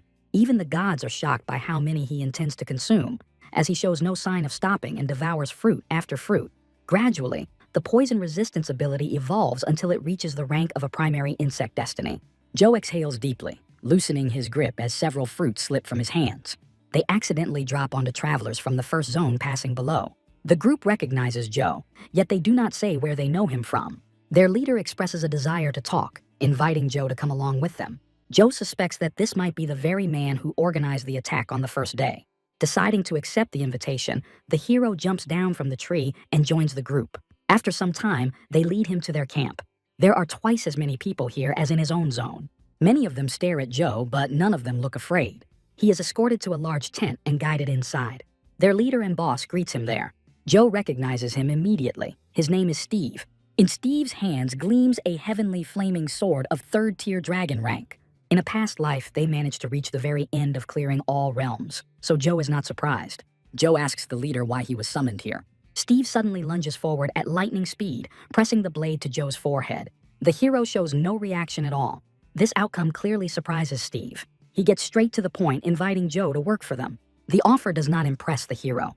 It seems their camp has not even completed the advanced condition yet. Without valuing their proposal, Joe turns and leaves the tent, declaring that he intends to be the first to clear the territory. Several katanas suddenly block his path. It seems he will not be allowed to leave so easily, as multiple fighters aim their weapons at him. They inform him that he has no choice. If he refuses to help, he will die right here. The leader looks triumphant at the fighter who just so deftly restrained the strongest opponent. Joe responds by showing them his amulet, making it clear that any move against him would bring serious trouble. The leader recognizes the amulet as a symbol of vengeance. If Joe is killed, several powerful figures will hunt down the murderer.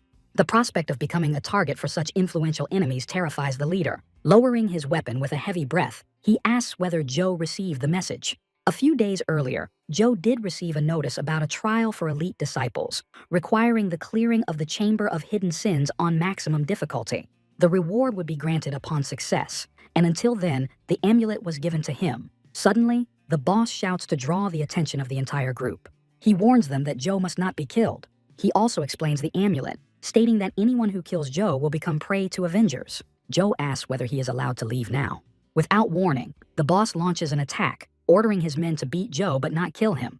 The entire group rushes in as well. Joe anticipated this. If he were going to be trapped so easily, he would never have come here. He scatters the crowd in close combat. Activating invisibility, he begins to circle among his enemies. Unable to track him, they form a tight ring trying to prevent his escape. Suddenly, Joe reappears in plain sight, stunning one of the fighters with a clean hit. He instantly holds his breath again, slipping back into invisibility and continuing the silent assault. While hiding, the hero pulls out several fruits that lure beasts with their scent. He had always wondered why the first zone and his zone were locked in such bad blood. He sets several tents on fire and beasts rush in, drawn by the fruit's aroma. Joe calmly leaves the territory, but then remembers one more thing. He cannot allow everything to repeat itself just for the sake of a reward. Returning to his own camp, he pours out dozens of blue fruits and warns them about people from other zones. The previous night, Joe overheard plans of an ambush being prepared against their group.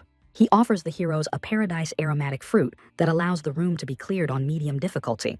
Many are confused as to why he is giving food away for free, especially after selling soup for 200 pearls. Joe says there is enough food for everyone and leaves before he changes his mind. A girl catches up to him, asking whether he plans to clear the room on medium difficulty. Joe turns around, questioning why it matters so much to her. After all, he is not even part of the team. Mi silently watches him walk away. Time moves forward. Joe stands alone near a plantation of blue fruits, lost in thought. Not long ago, he fought a massive ape. Yet monsters do not appear from nowhere. They are living beings native to their realms. The hero decides to track the macaque to learn where they come from. Following it, he reaches a large lie in a tree, inside which a violet liquid glimmers. Joe cannot grasp how such a huge ape managed to climb inside. As he reaches out, the hero suddenly begins to fall into the abyss. Reaching the bottom, he lights the path ahead with fire. At a bend in the passage, Joe freezes, stunned by the sight before him. A garden spreads out, with a tree of strange new leaves standing at its center. It seems no monsters live here at all. Joe approaches the tree to take a fruit, realizing this is the most dangerous place in the demon realm. He also notices another lie within the purple leaf tree itself. Plucking the fruit of all sense, the hero fulfills the condition to clear the chamber of hidden sins on high difficulty. Suddenly, an explosion roars behind him. The first group followed him down. It seems they had been tracking him. In the leader's hands hangs one of the twins. Joe realizes he has been completely outplayed. Shock makes him drop the fruit from his hand. The leader declares that if Joe cannot be killed, his allies will be instead. Pressing a weapon to the girl's throat, he proposes a trade, the fruit for her life. Joe has nothing to offer the leader. Pointing at the fruit on the ground, he allows them to take it themselves. The leader orders the others to gather the fruits. Joe, he will handle personally. The entire group rushes toward the tree, scrambling over each other. Meanwhile, the leader demands that Joe lower his weapon. Throwing the girl to the ground, he claims Joe can take her back if he dares. Joe discards his katana and approaches the girl. Checking that she is alive, he slips antidote petals into her mouth. The leader is puzzled by this move, as he never poisoned her. Before he can finish reacting, he hears his team falling from the tree. Turning around, he cannot understand what is happening. They lie on the ground, unable to move, vision blurred and head spinning hard. Blood spills from the leader's mouth as well. A system notice hits. The fighters inhaled the vapors of the fruit of all sense for too long. Joe looks down on the enemy with cold disdain, seeing the moment of realization land. Toxic fumes from the fruit blanket the entire area. The leader cannot grasp how the hero knew about this effect. In desperation, he lunges into an attack. Swinging his weapon wildly, he demands the antidote. Joe, holding the girl in his arms, is surprised the enemy is still conscious. Suddenly, Joe is wounded several times. A message flashes. The poison seeps through open wounds, flooding the body. Realizing time is running out, Joe chooses to retreat. He ignites the tree, intensifying the toxic vapors. The enemy cannot understand why the hero risks this, knowing it could kill him too. Drawing his blade, the leader decides only one will walk away. Joe executes the leader without mercy, leaving no room for survival. Had he known crossing the second zone was a bad move, he might still be breathing. Exhausted, Joe activates Death Theft. He forcibly gathers power from the fallen bodies. The watching gods cannot comprehend why he wastes power so freely. Feeding the egg several fruits, he pushes its progress to 100%. A Killin suddenly appears, stunning even the gods. The deer-like creature rushes toward the hero. It carries a powerful healing ability. Joe activates area purification. In an instant, the poisonous fumes disperse. The land is cleansed of the fruit's toxins. As Joe gathers the remaining fruits, the girl rises, clutching her head. Joe signals for her to come closer. Soon, Jel and the hero make their way back to the surface. Allies are already rushing toward them. Mei is overwhelmed with relief that her friend is alive. Joe asks what happened while he was gone. The girls explain that the priest healed everyone who was poisoned. The sister scolds the twin for running off alone. Joe explains she was taken by the captain of the first zone. Mei regrets not starting the search immediately. Joe reminds them this would not have happened if they had cleared the room on medium difficulty. But the girls could not leave him alone. Everyone here already sees him as part of the team. One of the girls suggests that next time they fight together. Joe is shaken as he realizes his fate is now intertwined with Mei's.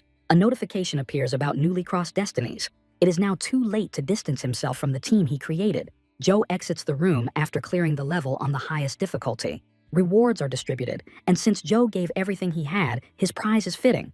The hero receives the compass of fate. It is meant to predict his future, yet he cannot activate it manually. Suddenly, it begins to glow with blue light. It seems to activate on its own, catching Joe completely off guard. Joe watches everything unfold in stunned silence, the moment hitting harder than expected. A system notice arrives, stating that his destiny has been altered. At the same time, back in the office, the boss scrolls through the results and notices something off. Joe's trial records are completely abnormal. He managed to clear the brutal Knife Mountain location in a single day. What happened in the Hall of Fire also looks suspicious.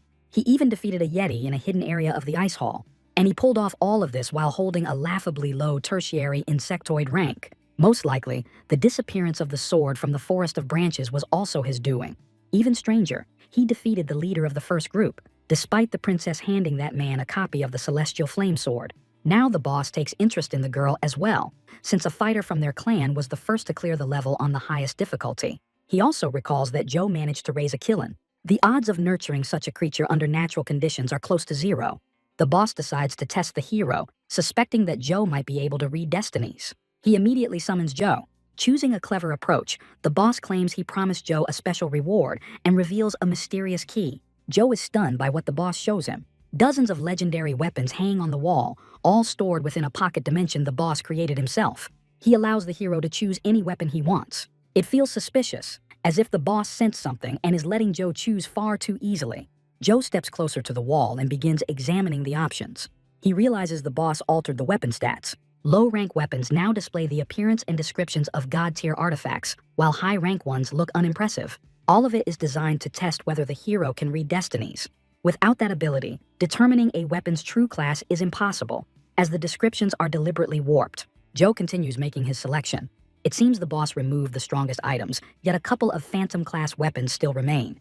Joe notes the boss's apparent generosity. Suddenly, his attention is drawn to a beautifully crafted weapon in the corner.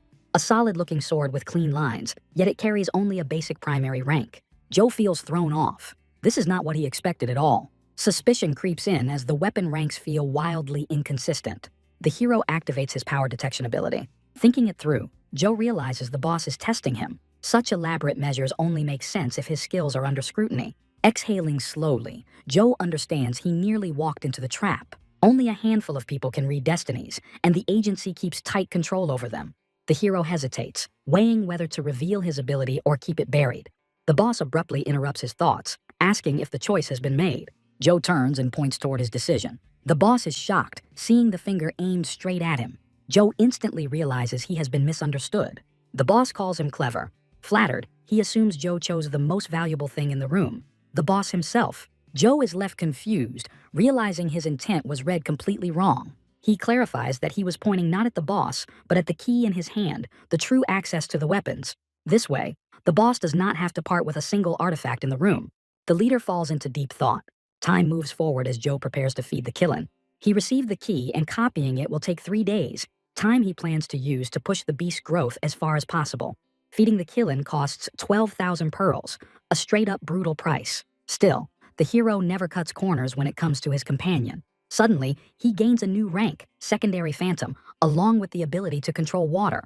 Joe asks for a demonstration of the new power. The killin begins gathering water into a sphere, but it swells far beyond expectations. The hero panics and urges it to stop. The water slips out of control. It smashes straight through the wall, the raw force looking downright monstrous. Behind the wall is the room of the same man who once came to Joe for a session, now screaming in pure terror. Meanwhile, in the academy cafeteria, several students are having lunch. Many of them are sick of surviving on nothing but vegetables and fruit, missing the soup Joe used to sell. One of them suddenly remarks that Joe first seemed cold, but once you talk to him, he turned out to be a solid guy. The others start backing that up with their own praise. Once, his team got surrounded by beasts, and he charged in without hesitation to save them. Joe himself appears in the hallway, quietly listening, then mentions that he is glad they enjoyed the room. Entering the cafeteria, he notices the man who once came with May and offers to pay for his meal. Turns out that man was the first to clear the room of hidden sins on low difficulty. Joe understands why he had not seen him for a while, though the man looks satisfied with the result. Soon, the conversation turns fake and boastful. Out of nowhere, the man suggests grabbing a drink. Without waiting, he demands 2 servings from the attendant. The attendant refuses to serve alcohol on credit.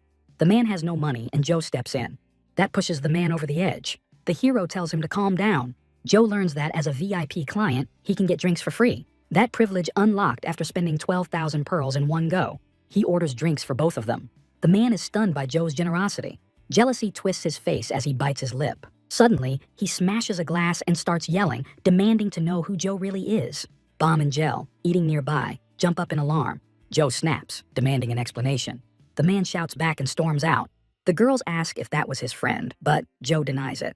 The twins wonder why he was there, and Joe explains he just dropped by. Suddenly, the girls notice the hero's new pet. They find it adorable. Joe admits he never picked a name and just calls it a killin'.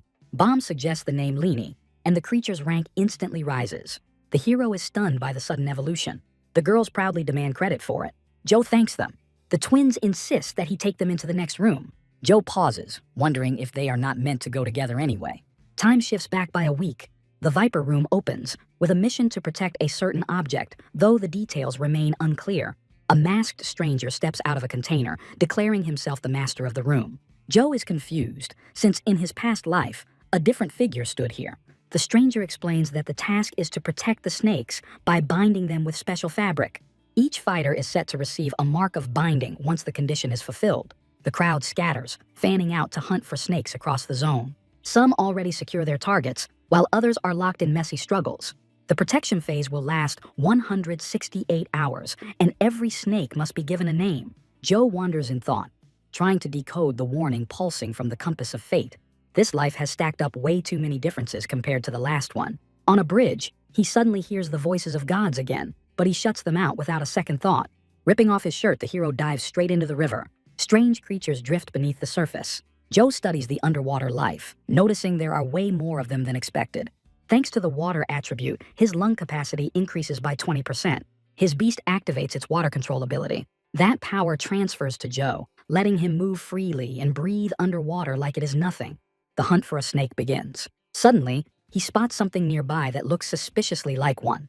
Joe bolts toward a gorge, acting as if he is fleeing the snake, leaving the watching gods completely confused. They insist there are no snakes down there, but Joe did not come here just for snakes alone. Out of nowhere, a great serpent appears behind him, a massive presence radiating hostility. Joe jams his weapon straight into the monster's maw to avoid being swallowed whole. Luck is on his side, since he brought the celestial sword, his only real long-range option. The creature is too big for a snake and too small for a dragon. Grabbing the serpent by its tongue, Joe moves to attach the mark of binding. Snatching his scarf, he starts wrapping it tightly around the tongue. Suddenly, a blue glow flares deep in the serpent's throat, like an attack charging up. The serpent strikes, blasting Joe out of its mouth. He fails to secure the scarf in time. The serpent goes berserk, its eyes blazing red with fury. Joe orders his beast to protect him. The serpent lunges at Leanie, but Joe plays it smart. While Leanie draws the monster's focus, the hero slips to its tail and fastens the red scarf there. The great serpent thrashes, resisting the binding mark. Joe grips the tail with everything he has, refusing to let the scarf come loose. After a tense struggle, he finally subdues the serpent. Joe points upward, signaling that it is time to head back to land. Wrapping an arm around the serpent's neck, he rockets out of the water. Joe praises his new companion, knowing he must protect it for an entire week. Still, looking at the terrifying creature, he is confident it could handle itself just fine.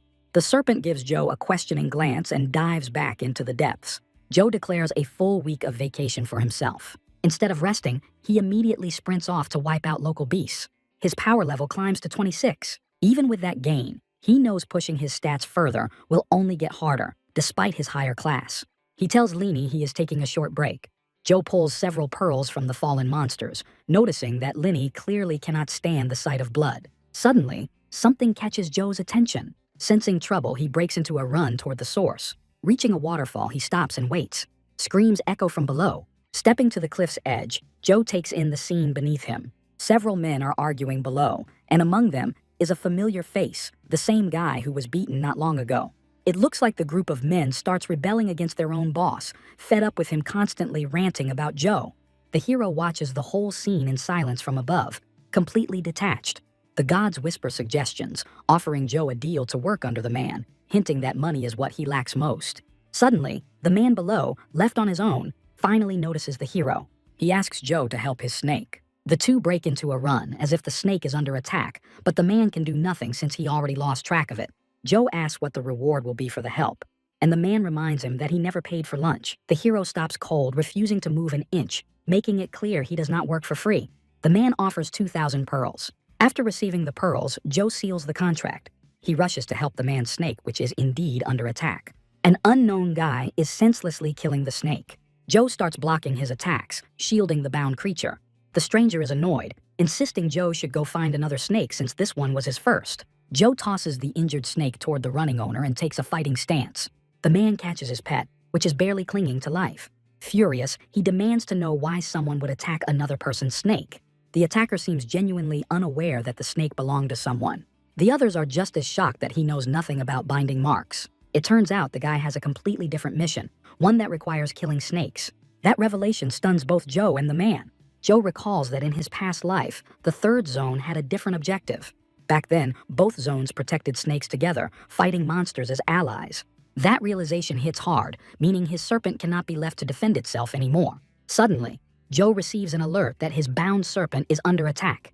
At that very moment, his bonded creature is indeed being assaulted. The stranger realizes he has found exactly what he was looking for and prepares for battle. He strikes at the giant serpent just moments away from completing his task. Joe steps into the fight, launching an attack, but the enemy narrowly dodges. The stranger counters, yet Joe blocks the blow cleanly.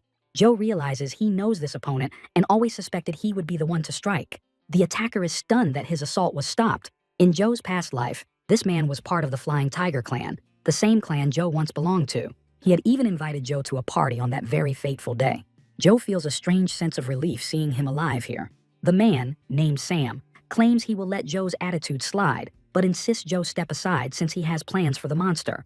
Joe orders the serpent to hide as deep underwater as possible and not surface. Sam explodes with rage as his prey slips away. He demands Joe back off and let him finish off the worm. Joe only smiles foolishly, sensing a completely different vibe from the young Sam. In his past life, Joe only knew Sam's older self, calm and calculating. They likely would never have become friends if they had met here back then. Joe suggests Sam should just find another snake since this great serpent is already taken. Sam is shocked that Joe calls the serpent his own. He decides to deal with Joe first and launches an attack. Joe dodges the strike, drawing genuine surprise from his opponent. Even while evading, Joe feels the pressure, as every blow from Sam forces him to fight at full throttle. Sam grows irritated seeing his opponent smiling mid-fight. Joe finds the situation genuinely amusing. How could he not be happy, facing a comrade who is alive once more, as he switches his water attribute to fire? Sam carries a ghost-tier fate of the secondary rank, placing him above the hero in both class and raw stats. The hero starts laughing at his rival, almost mocking the fact that someone far stronger seems frozen, unable to put him down. Sam snaps and charges in fury, but Joe already looks like he has a plan locked in. After gaining the upper hand, Joe watches his opponent doubled over in pain, barely catching his breath before retreating with threats. Waving him off with dry irony, Joe starts thinking about what this victory might cost him. His current path is drifting away from his past life, and that could mean never rejoining the Flying Tiger clan. As evening falls, participants complain about not being warned of interzone hunting, but the green-haired disguiser shuts them down, claiming there is no difference between defending against monsters or people. An irritated man takes his snake and leaves, while Joe questions the disguiser about the logic behind pitting trainees against each other. The answer comes cold and clear. It is a filtration system meant to remove the underqualified and those who rely on others to carry them through rooms. On top of that, there simply are not enough snakes this time. Not everyone can protect one, so this system exists to keep everyone occupied. Suddenly, Joe hears the gods again, sounding almost nostalgic, hinting that something happened while he was gone. No alert ever came about an attack on the serpent. Still, he feels something closing in and starts preparing for a fight. A small explosion erupts in the distance, kicking a column of dust into the sky. The shockwave slams Joe sideways. It is Sam, who finally tracked him down, clearly having unfinished business. The guy raises his hands into a fighting stance. He lunges forward, ready to settle what he promised to deal with later. Joe blocks the strike, fully familiar with his opponent's habits and not overly worried. Then the unexpected happens. Instead of a left-hand attack, Sam spins and strikes with a kick. Joe barely manages to defend at the last moment, realizing his opponent changed his patterns once they were figured out. Joe is impressed, knowing how hard it is to rewrite one's own combat instincts. Sam is pleased that he finally managed to land real damage. Joe questions the reason for the fight, since Sam could simply find another snake, only to realize Sam is driven by the fact that he lost last time. That outcome is something Sam cannot accept. Joe is genuinely surprised. In his past life, Sam also loved challenging opponents stronger than himself. After a moment of thought, Joe calms down, realizing it would be stupid to celebrate the fact that they are enemies now. He puts his trust in his opponent, knowing that if he loses, his serpent will die. All he asks is that Sam does not die, as the hero's sword ignites. Joe also activates the combat instinct skill.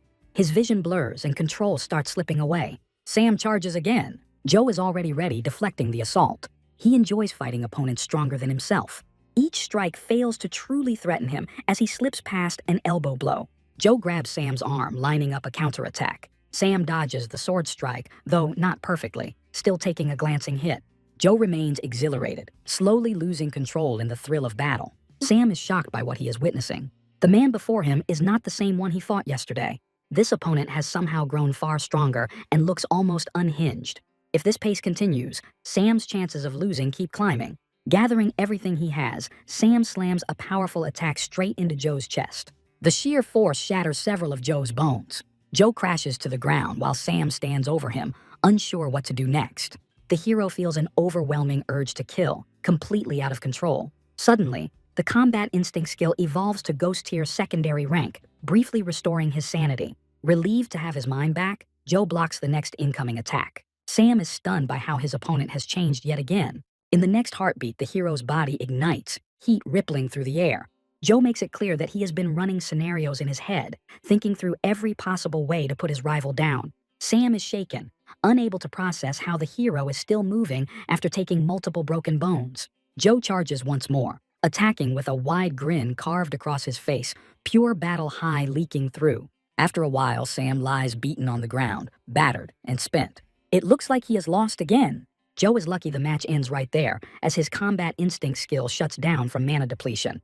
The flame control skill also fades, and Joe makes it clear that Sam will live. He demands that Sam leave his serpent alone and find another target instead. Sam, however, swears to return the next day, and if that fails, the day after, repeating it until he wins. Joe warns him not to grind himself into dust like that.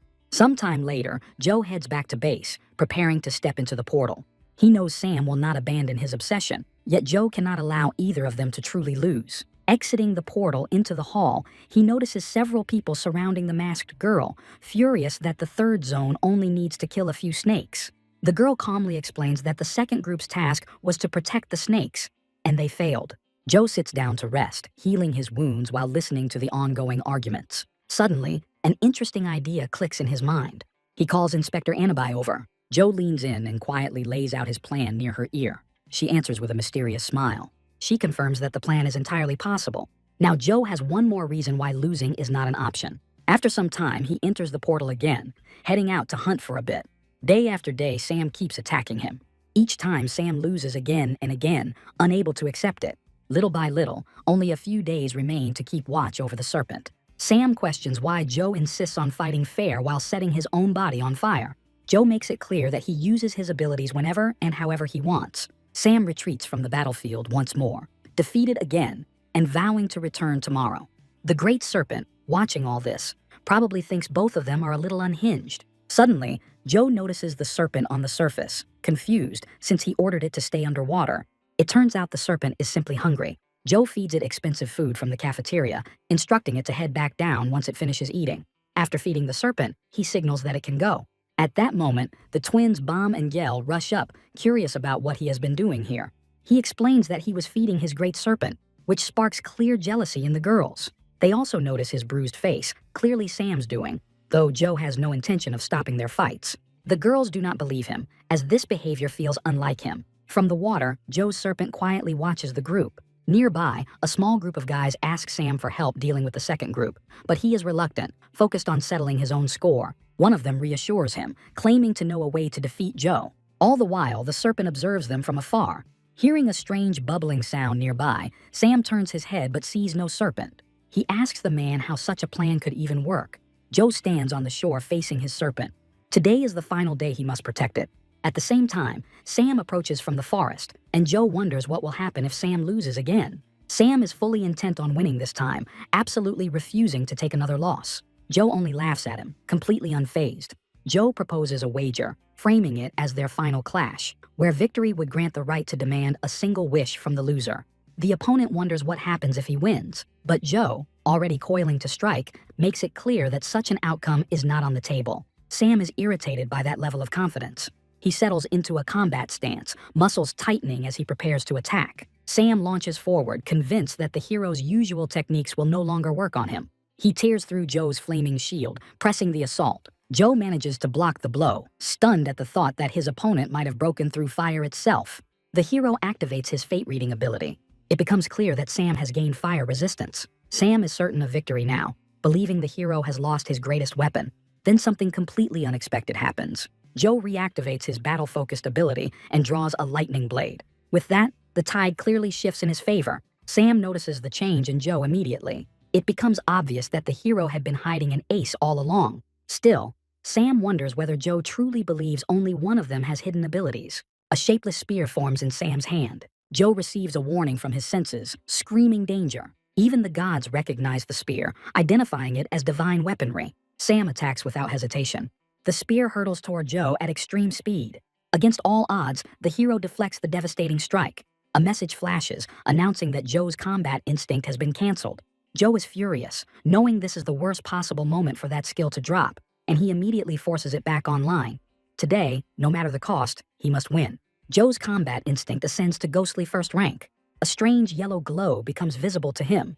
After a moment's thought, he realizes it represents attack trajectories. He can now see exactly where Sam intends to strike. Deflecting attacks suddenly becomes far easier. Joe charges straight at his rival. Sam is stunned, wondering how many hidden skills Joe actually has. In a blink, Joe appears behind him. Sam is wounded by the strike, unable to endure it fully. He collapses to the ground, powerless to continue. Joe deactivates his combat instinct and regains clarity. He realizes with horror that he nearly killed his friend. Panicking, the hero rushes toward him, determined to carry him to the Holy Father for healing. Suddenly, a bullet whizzes past Joe. Nearby, the third group, which had been lying in ambush, finally launches their attack. Joe prepares to down a healing potion before the fight. The potion suddenly slips from his hand. Somehow, the hero ends up slammed into the dirt. It seems someone in the group possesses an earth-based ability. Joe now has to fight his way free. His fire control ability shuts down due to depleted mana. Panic grips him as he scrambles to figure out his next move. Out of nowhere, his serpent appears again, striking the attackers. They can do nothing against the majestic beast. They do not even understand what kind of creature stands before them. Joe is no less stunned than his enemies, amazed that, apparently, nobody bothered to read the manual. Now it seems he has to protect the serpent too. The exact scenario he feared, meaning he must stay underwater. The main rule in the manual clearly states that the great serpent must never be called a snake. The group of men slowly realizes that this terrifying creature belongs to Joe. Joe urges the opponents to back off. Suddenly, they notice something strange happening to him. Joe watches in shock as the great serpent, once labeled a snake, loses its chance to ever become a dragon. Rage and resentment flood the creature. As a result, it transforms into a Ganchori, a monster resembling a twisted dragon. Joe realizes he might have had a chance if the enemies had truly understood what it was. Ganchori unleashes its fury on everyone nearby. The group gathers the survivors and flees in panic. Even the gods are stunned, having never witnessed a Ganchori before. Ganchori is a fallen great serpent that failed to become a dragon, wielding poison and breathing fire. The half-dragon rampages wildly, attacking everything in sight. One masked defender announces through a megaphone that an unforeseen situation has occurred. A dragon-type monster, Ganchori, has appeared. Wherever the monster moves, forest fires erupt. The Fate Protection Agency orders an evacuation to the sacred tree for everyone's safety. People rush toward the tree while May shields as many as she can from the flames using her abilities. Joe also retreats, Sam slung over his back, certain the agency must step in now. Suddenly, the green-haired man announces a new agency mission. Killing Ganchori will count as clearing the task. Meanwhile, Mike listens from beneath a protective dome to the announcement. It feels like the moment for a boss raid has arrived. After some time, most participants gather near the tree. Joe looks around, wondering if the Holy Father is present. He indeed finds him standing by the tree. Joe asks for help with his companion, lowering Sam from his back. When questioned by the Holy Father, Joe admits responsibility for what happened. May suddenly rushes to him, worried about his condition. Joe reassures her that he is fine, though his companion is not. May asks what Joe thinks about the mission to kill Ganchori. Joe believes reconnaissance must come first. He reveals to Mei that Ganchuri is the very great serpent he had been protecting. She is shocked to learn they are the same being. She realizes this means Joe cannot kill Ganchuri, yet he also cannot ignore the disaster unfolding. At that moment, Sam regains consciousness. He insists that Joe cannot kill Ganchuri. Joe wonders why Sam suddenly changed his stance, but Sam gives no clear explanation. Joe understands that Sam speaks out of loyalty, meaning they must find another solution. However, the green-haired man states that their idea will not work, and the serpent must be eliminated. The heat and poison radiating from its body could destroy the demon realm. Normally, the agency would handle such a threat, but the intentions of higher command remain unclear. A failure that could not become a dragon is indeed a massive problem. No matter what, it has to be stopped. Joe admits that it seems he must take responsibility for Ganchuri and asks the girls if he can rely on them. They assure him that he can. After all, they are a team. Sam is shocked by how easily Joe appears ready to abandon his pet, questioning whether it truly mattered to him. He wonders if Joe actually intends to kill it. Clenching his teeth, he bursts out in raw fury, unable to accept what they are about to do.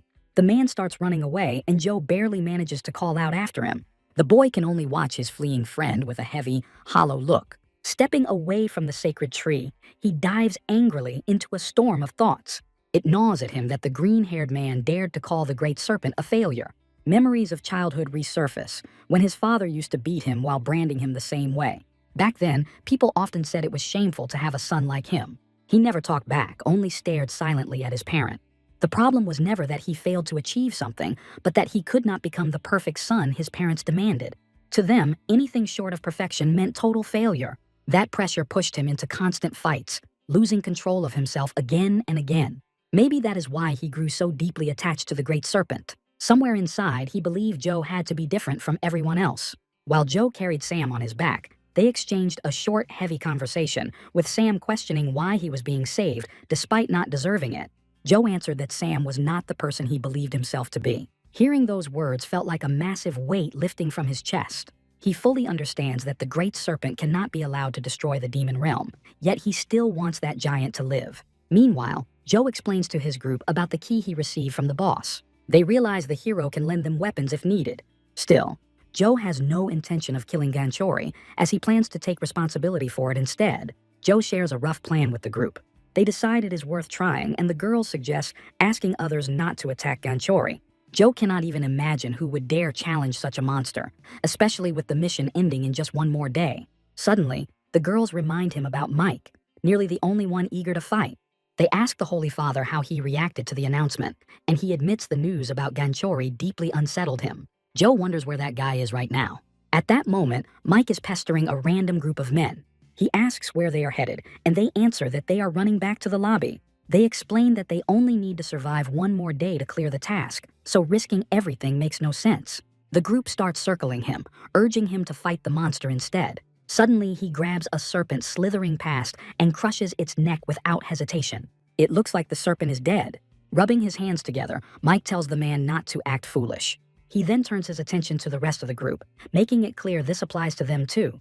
The entire group grows tense and shaken. Mike suddenly launches an attack, slaughtering every serpent belonging to the group. One of the men protests that this is unfair, pointing out that Mike kills everyone else's serpents but spares his own. Mike immediately kills his own serpent as well, proving he truly does not care. Dropping the lifeless body to the ground, he receives a message stating that the hero failed to protect the serpent. He asks if that makes the man feel any better now. He then leaves, declaring his intent to kill Ganchuri and suggesting they do it together. Sometime later, a large crowd approaches Joe, and Mike announces they are heading out to fight Ganchuri. Joe wonders why so many people are with him, and Mike replies that everyone here is his army, backing the protagonist. He is also convinced that Joe already has a plan. People from the group beg Joe to say no, not wanting to be dragged into a deadly battle. After some thought, Joe admits he does have a plan, and that he might need Mike's help.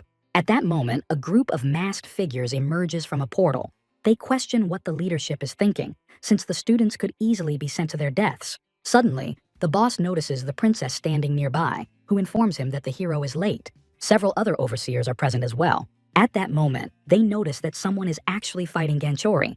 It turns out several people are involved, Joe among them, along with fighters from the second zone.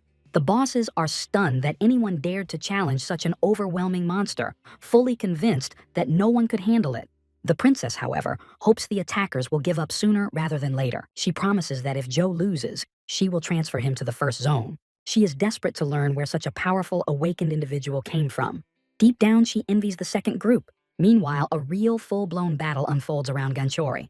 The twins support the hero, helping him wear the beast down. Suddenly, the half-dragon begins preparing a massive attack. He unleashes blazing fire at his enemies, but the Holy Father manages to shield them by activating a protective barrier. While the beast is distracted, Gel attacks from the opposite side. She draws Ganchori's attention, dealing only minor damage. The monster temporarily shifts its focus to her. Yet even then, it fails to strike her, as Joe's Killin shields her. Those watching the fight are in shock, noticing that every attack somehow misses or deals very little damage to the serpent. Ganchori once again begins charging another attack. Suddenly, he freezes in place. It seems his flames have run dry, and seeing this, the group that had been waiting in ambush finally charges in. But as they move closer, they feel the intense heat radiating from the monster. Realizing the heat and poison will devastate them, they send warriors with high resistance to fire and toxins to the front line. Someone activates an ice wall summoning ability, encasing Ganchori within towering crystalline ice. Mei calls on those with water abilities to suppress Ganchori's flames, taking charge of holding him back. They begin dousing the dragon with water, preventing the fire from spreading uncontrollably. To restrain such a monster, others activate monster strength and physical support abilities. They are on the verge of victory, with only a little more needed to bring him down. Suddenly, Ganchori goes berserk, desperately trying to break free from the icy prison. The group has no more room to push, as the plan was to knock him off the cliff. At that moment, Mike enters the battle, ordering everyone to fall in behind him. The young fighter activates a disintegration ability, shattering the ground beneath the monster and finally sending it crashing down. The observing group is stunned, realizing at last where Joe had been all this time. He had been lying in wait and is now perched atop the dragon's head. The hero searches for a sunken spot at the center of the beast's skull. Suddenly he finds it and drives his sword straight into that point. The watching group rejoices, fully believing the heroes will succeed. Not everyone shares that joy, however, as the princess of the third group had hoped to claim Joe if he failed the mission. After losing valuable students from the first zone, she needs talent from elsewhere. If Ganchori falls, all of that becomes meaningless, and she even begins considering sabotaging the fighters so they would lose. Suddenly, her attention is drawn to the overseer of the second group, who is clearly stunned by what is unfolding on the screen. At that very moment, Joe pierces the hollow point on Ganchori's head. Time shifts back to the moment when Joe explained his plan to Mike. It turns out Ganchori was slowly losing his sanity and had already forgotten the hero's face. Joe struck a specific point on Ganchori's head, giving the beast a chance to remember him. The hero begins addressing the caustic serpent. The creature suddenly peers closely at the figure sitting atop its head. It seems to recognize its owner as Ganchori slowly lowers his head toward the ground. Joe checks whether the beast recognizes him. He also checks whether it remembers the red cloth he once tied around it. The watching group is stunned, as from their perspective, the hero appears cruel, since not everyone could tame a beast only to seemingly kill it afterward. Yet not everyone agrees with that judgment, and the princess grows thoughtful, sensing that things are far more complicated than they appear. She asks the rest of the overseers to handle Ganchori on their own and file the report claiming the students never stood a chance. Some react with outrage to that request.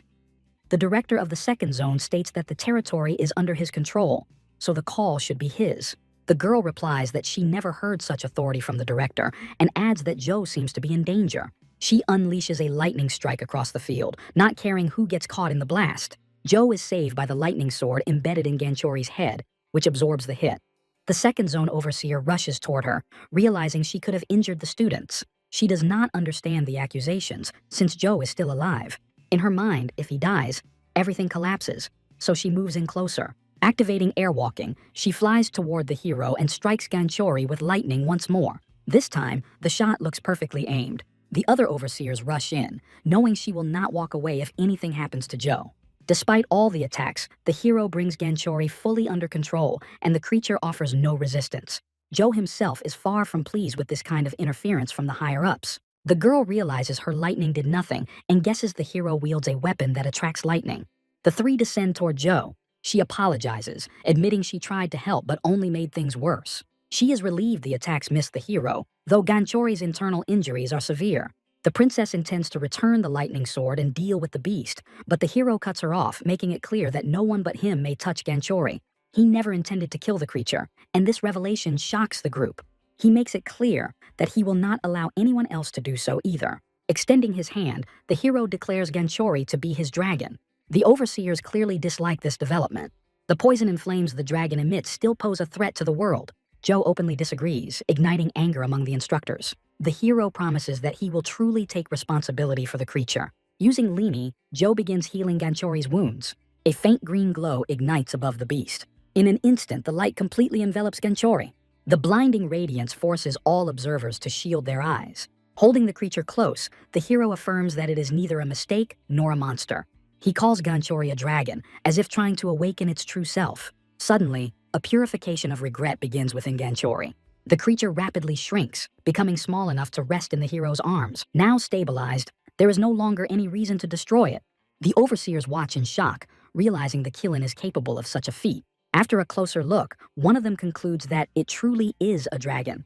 Messages begin arriving for all participants, announcing the mission's completion. The group moves joyfully toward the exit of the level. Joe asks the seniors whether he may take the dragon with him. They reply that he may act as he sees fit, as long as he takes care of himself.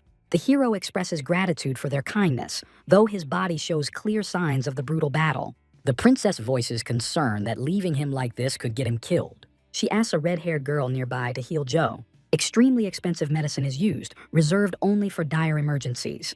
Green paste is applied to the hero's wounds. Within seconds, every injury vanishes without a trace. Joe gestures to Sam, indicating it is now his turn to be treated, while Sam watches in silent disbelief. Pushing his doubts aside, Sam finally refers to the creature in Joe's arms as a dragon, not a snake. The two exchange a long look. After that, Sam decides he will no longer hunt serpents. Sam is already lost, so the outcome is sealed. Joe decides they should talk somewhere else, and motions Sam to follow. Sam hesitates, asking what the hero wants, but Joe turns back, showing he had no hidden agenda. He starts walking away. Sam does not rush after him, and instead calls Joe over to his side. After a while, both heroes stand in a clearing far from prying eyes. Joe tells Sam something so unreal that Sam struggles to believe it could even be possible. The hero answers with a firm nod. Joe adds that if Sam does not want this, he will not push him.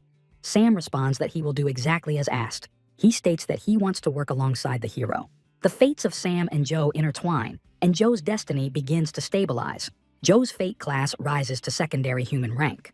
In the middle of the night, the hero jolts awake, his chest feeling crushed as if by sleep paralysis. He thought he was used to nightmares, yet this time, he can move. Suddenly, he notices his Killin sitting right on his chest. Joe exhales in relief, though the creature is heavy enough to cause real pressure. Grabbing it by the sides, he lifts it up, urging it to back off, while the Qilin activates purification. Joe does not understand why she is using the skill on him. Turning his head, he realizes it is already the evening of the next day. Somehow, he blacked out for nearly a full day. The Qilin lifts his shirt, reminding him of the leftover poison she is cleansing. Joe thanks his savior, gently patting her head. He must have been utterly exhausted to sleep that long. Suddenly, something rustles beneath the bed.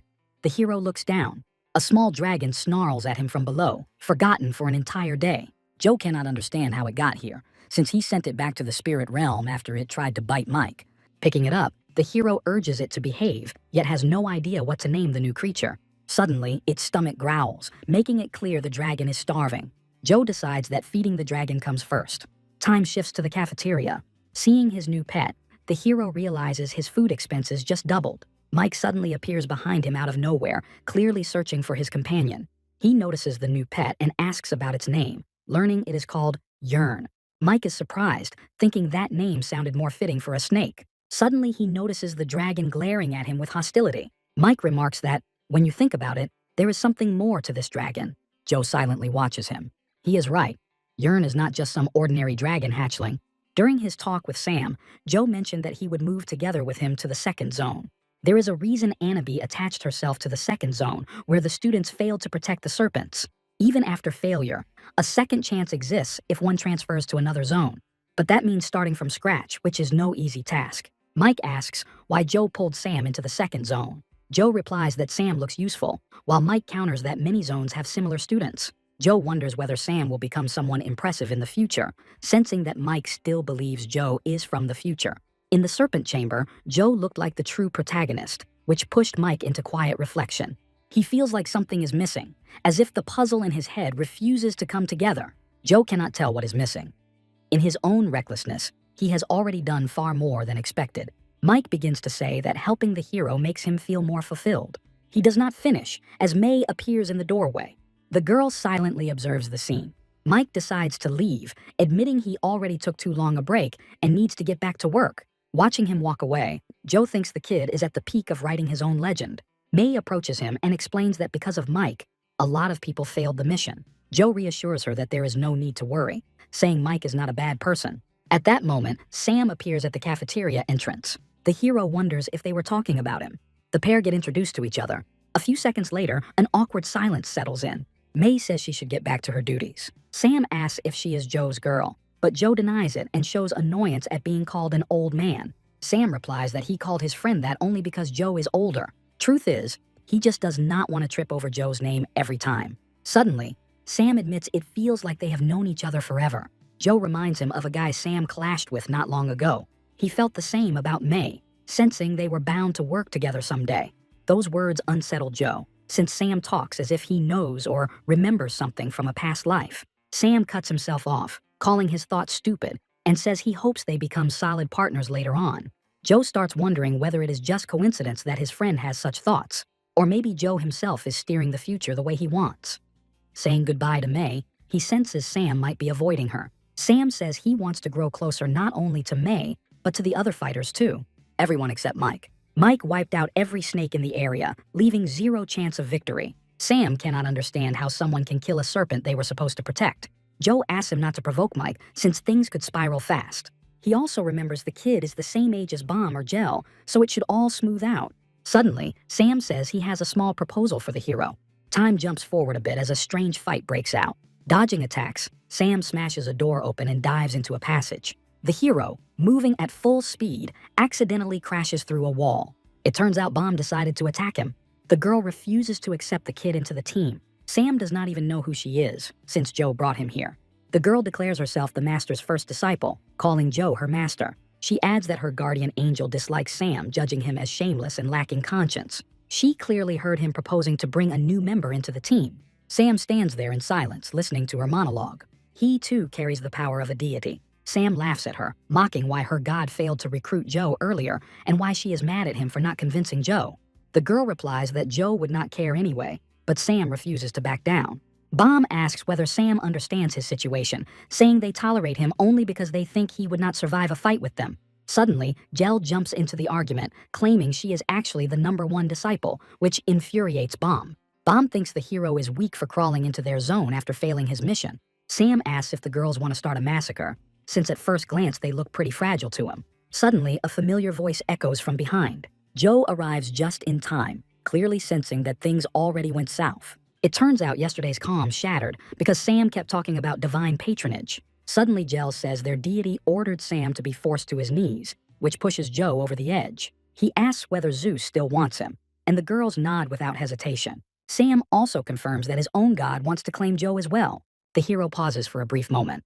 He agrees to accept patronage, but only from the side that comes out on top.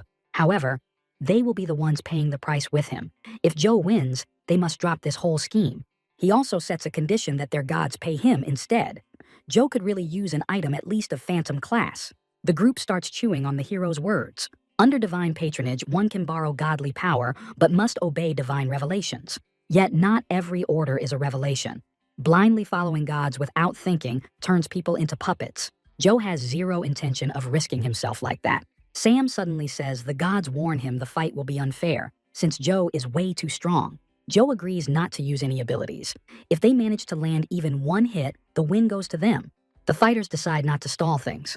After a short warm-up, the fight kicks off immediately. Gel cockily wonders if the battle will end way too fast. She does not finish the thought before Joe's strike slams into her. There is no time left for thinking about him. Joe had warned them he was dead serious when he offered this fight.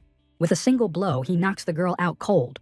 Bomb stares at the scene in pure confusion. Lifting Gel slightly off the ground, the hero urges her to give up. Suddenly, Sam dives in with an aerial attack. The strike misses cleanly as Joe casually dodges it.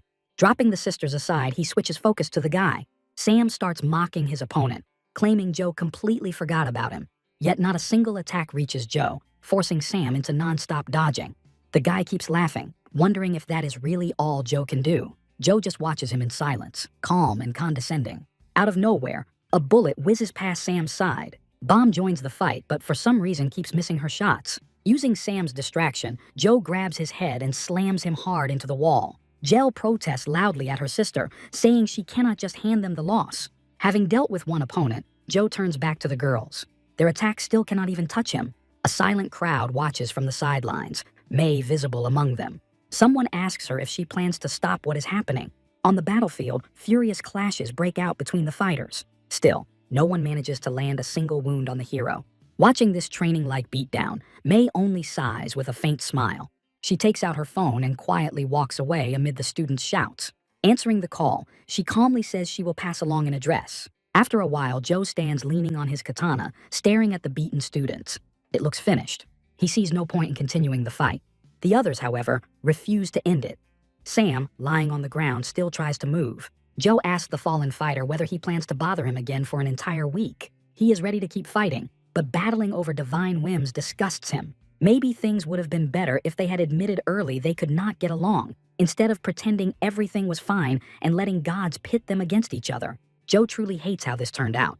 Jel tries to push back against the hero one more time. Joe cuts her off, asking if she would kill Bomb if a god ordered it. They need to learn how to make decisions on their own. Blind obedience to gods can only end in disaster. Sam silently drops to one knee, his will to keep fighting clearly gone. The girls also acknowledge their defeat. They apologize to their comrade for attacking him without warning. He also apologizes for the sharp words from earlier. At the end of the day, Sam is a solid fighter. Sam, clearly embarrassed, squeezes out that he was no saint himself either. Their awkward honesty gets cut short when the Holy Father suddenly bursts into the room. He moves in to patch up the fighters. Joe leaves the training hall with a quiet whistle and a relaxed smile. Behind him, the hall fills with loud debates and breakdowns of the fight. At first, they were beating on each other, but in the end, they stood together against a common threat. Joe feels good knowing he managed to bring the crew a little closer. Suddenly, a familiar voice calls out, wondering if Joe planned to reconcile them from the very start. May stands by the passage, saying that real comrades are forged in battle. She explains that she called the Holy Father because she thought the fighters had seriously fallen out. Joe asks whether it feels awkward for her to be around Sam. She denies it, claiming everything is fine. Still, a strange feeling lingers, as if they have known each other for a long time. Joe grows uneasy. This is not the first time someone has said that to him.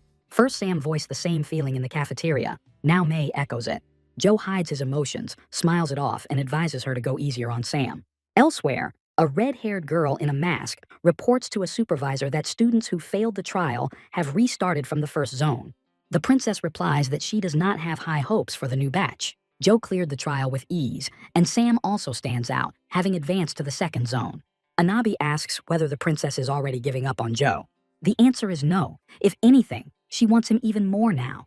There is another promising trainee in the second zone, but she does not finish the thought as a message arrives. The princess is surprised by how fast the response comes. The mysterious individual has agreed to the offer. The girl laughs softly at how things turned out. Sometime later, Anabi removes the seals from the seventh gate, opening it at last. Once the heroes clear the seventh demon realm, they will be able to leave the walls. This is the final room. It will be brutal, and there is no exit until the purge is complete. Slightly anxious, Anabi hopes everyone makes it out alive. People gradually begin stepping into the portal. Joe's group is incomplete. The Holy Father and May are missing. May said she wanted to check something before entering. The Holy Father is probably still busy writing his novel. Suddenly, Joe himself descends from the upper floors. His teammates urge him on. The gate is already open. He says he will join later. There is prep work to handle first. Joe keeps his plans to himself, brushing it off as a secret. The girls ask whether they should wait for him. He tells them to go ahead without him. He will catch up in no time. Today, Joe seems unusually kind, likely happy that he will finally leave this place behind. Yet when he turns away, the smile fades, replaced by a serious expression. At the end of the corridor, a shadow shaped like a human figure appears. Joe smiles quietly. Drawing closer, he sees May. She is clearly glad to see him too. She wonders if she can join the group since Joe himself did not enter the portal. He sends her ahead, saying he still has something to take care of. May blocks his path with her hand. The smile disappears from her face. She starts speaking, pointing out that she still does not even have his contact number. She has already exchanged contacts with everyone else, so May asks him for his number as well. Joe starts to extend his hand, then stops himself at the last second. The girl questions whether he really does not want to share his contact. whether he truly does not want to see her after the escape. Joe stays silent, his hand clenched tight. May, on the edge of hysteria, wonders if this is why he kept his distance all this time. Exactly for this reason, the hero never allowed himself to get closer to her. It was the only way to protect them from the dangers of the coming day of judgment. May interrupts his spiral of thoughts. Joe takes her phone, but she doubts whether he might enter a fake number. He smiles and reassures her the phone is real, yet May keeps a wary look. In the end, she decides to trust him. As they part ways, Joe gives a suspicious smile, as if the number might not have been real after all. During training with the pets, the dragon reveals new abilities, while the Killin shows off metal control through its magnetic horns. After 4 days of intense training, both pets are completely drained. Lying on the ground to rest, Joe reflects on the need to head into the demon realm. Unexpectedly, he receives a long-awaited gift from a god, dragon rank items. His peace is broken by Anabi, who asks when he plans to enter the portal, since 4 days have already passed. Joe replies that he has no plans yet and tries to find out whether the others are finished, but the girl refuses to share any information. Joe exhales, knowing full well that nothing useful would come from her anyway. That means he will have to check things himself. Still, he plans to head out only after a short training session with the beasts. For now, he wants some rest. Joe moves to the lounge and scrolls through the news. Usually, once people leave the training center, chaos follows. Yet now, 4 days after the start, everything remains eerily quiet. Could it be that no one has finished the purge yet? Joe can only enter after May exits. Suddenly, an arrow flies right past his head and embeds itself in the wall. Joe stares in shock at the golden object. It is a messenger of space and time, appearing out of nowhere with no clear reason why. The hero opens the message to see who the sender is. He freezes in terror. The message contains a photo of a wounded May. Joe presses his hand against the screen, refusing to believe what he sees. Could it be that he has once again become the reason a companion might die? His past life flashes before his eyes. The moment when May approached him and said she liked him. Joe had looked at her with disbelief, wondering why she thought that. She had answered that he still had much to learn about using his fate-stealing ability. The hero said nothing. She continued, saying she liked that he never chose the easy road, even when a far simpler path existed. Joe only smiled back. He did not avoid using his ability by choice, but because he could not. Maybe she even wanted him to pay for her injured eye. After entering the phone number, the hero returns her phone, indicating he will call once he is done. As Joe walks away, a suspicious grin crosses his face, as if wondering whether he really looks like someone who falls for appearances alone. Yet after some time, he still enters the room with the girl. The heroes are fitted with a special band made of severed skeletons. Reading the item description, Joe is horrified. After 7 days, the blades on the chains will straighten and sever whatever they are attached to. He urges the girl to hurry, but she remains surprisingly calm. He has only a band on his little finger, while the girl has one wrapped around her arm. She believes that the less karma the hero has, the better. That must mean Joe is a good person. She wants to become just like him. May dreams of breaking free from choice itself, living without chains to fate. Joe starts wondering whether the girl is being honest with him. He quickly pulls himself together, realizing how reckless it would be to fall for such a move. Could he really be getting deceived again? Suddenly, May notices a strange noise. The girl rushes toward the hero. Behind him, a group of shadows appears, attacking a hero who sees nothing. She grabs Joe by the arm and forcefully shoves him aside. In return, the girl is stabbed in the stomach by a blade. She is only lightly wounded, yet she has no intention of going down easily. She would have been faster if she had known they were not chasing the hero through other rooms. Suddenly, Joe tells her that the fate notification windows he usually sees never appeared. May does not understand what he is getting at. It seems he misunderstood her. Joe could have helped her greatly by explaining monster abilities. The hero snaps, overwhelmed by frustration. What help could he even offer when May keeps getting hurt because of him? In the Sword Forest room, she lost her eye while protecting him.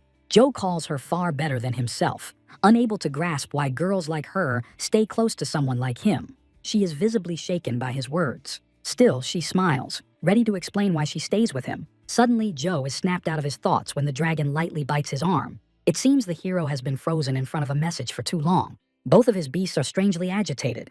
Joe steels himself, knowing he has to save the girl. Then he abruptly stops. Did he forget why he stayed behind? If he rushes after her, he might put her in even greater danger.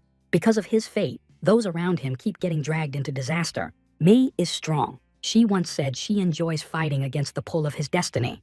Those words had completely stunned him, so he finally decides to enter the room of fused skeletons. Right at the entrance, several gods are waiting for him. Joe asks whether they know where Mei went. They do not see why they should tell him anything. They set a condition. If the hero acknowledges one of them as his god, they might talk. Joe hesitates. The same bracelets appear on his neck, wrists, and ankles. Despite the unsettling number of restraints, the hero remains calm. Zipping up his jacket, Joe decides to move on, asking the gods once more if they know where the girl is. They laugh at him, saying she could be in any of the 4 directions. So the hero chooses to search for her on his own. Joe sets off, combing through every room in his path. Reaching another hall, he comes across a pool of dried blood. It looks like a desperate battle took place here. On the floor, he finds a cross. It must have belonged to the Holy Father. In another room, several arrows are lodged in the wall. Gel must have been here. Joe moves from room to room, searching for new traces. Suddenly, a small temple rises directly in front of him. The gods warn him of danger. No battle has happened here yet, meaning the enemies are still alive. Joe notices doors scattered everywhere. It seems every single one must be checked. On the floor, he spots a strange cross-shaped mark. It could not have appeared here naturally. Perhaps the mark means the group did not go this way.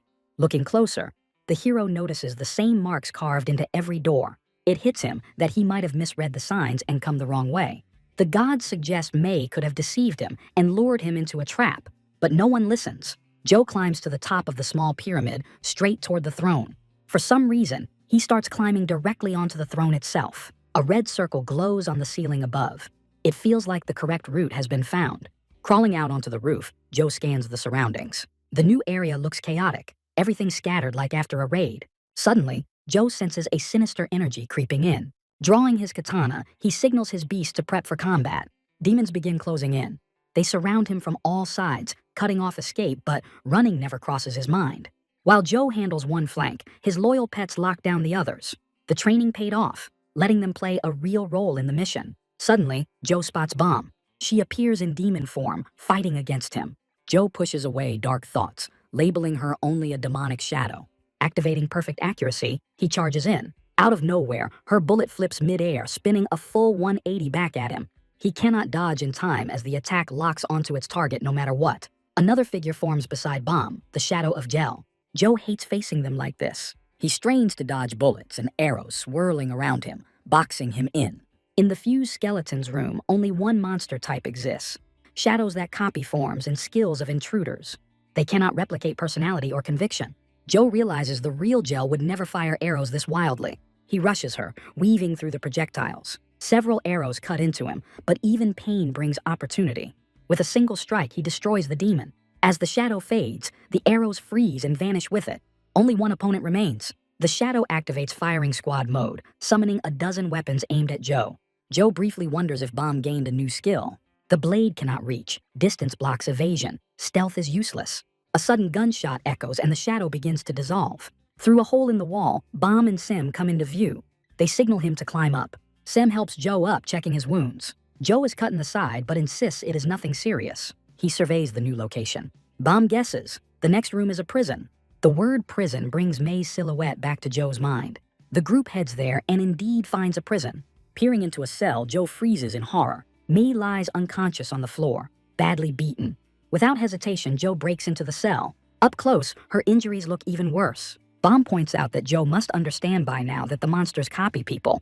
They dealt with the first wave, but new ones appeared after the sound of drums. By the second day, they learned that the original's physical condition affects the shadow. During the clash, Gel was wounded. Sim rushed in to save her. He stopped short when he noticed the shadow copy clutching its shoulder in the same spot. Joe realizes the truth. Mei's wounds were not caused by monsters. She inflicted them on herself. To protect the others, the girl deliberately took away her own ability to move. Bomb confirms the suspicion, explaining that Mei called it the only possible solution. She adds that Mei did this after promising to look after everyone once they were gone. Bomb begs Joe to stop Mei, calling her far too kind for her own good. Joe sees it differently and calls it straight-up madness. To him, actions like that scream an unstable state of mind. Bomb keeps pushing, saying they should never have left Mei and should have searched for another way. Joe cannot believe that an ordinary person could stop someone who had already gone off the rails. He places a hand on Bomb's head. He asks whether she found her memorial plaque. She nods, but the others still have not found theirs.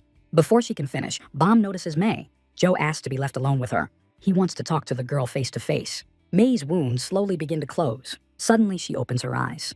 Fear flashes across her face, whether from surprise or something deeper is unclear. Joe tries to engage her, but May cannot grasp what he is doing. She demands that the medicine be taken away. In a sudden move, she snatches the katana and drives it into her own leg. With a crazed expression, she insists that healing herself would put others in danger. Joe stops her, accidentally shattering the vial in the process. He presses hard, insisting they talk this through. May stares at him with wild eyes, as if she barely recognizes him. She urges him to let go of the katana. Joe refuses, knowing there is still time before the next drumbeat. May hesitates, lost in thought. She finally listens to him and lets the sword fall.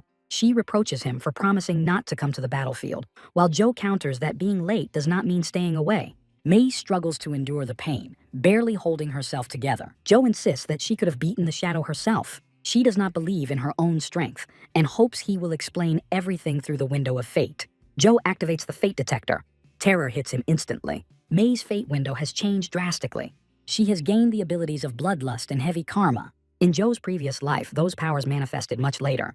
Their early appearance reminds him of his own theft of fate, along with an invisible killing impulse where the more the skill is used, the stronger it becomes. Yet now, May has far fewer bindings and fused skeletons than she did in the previous life, which means she has not been using those abilities. On the other hand, her shadow has no reason to hold back from using them in combat.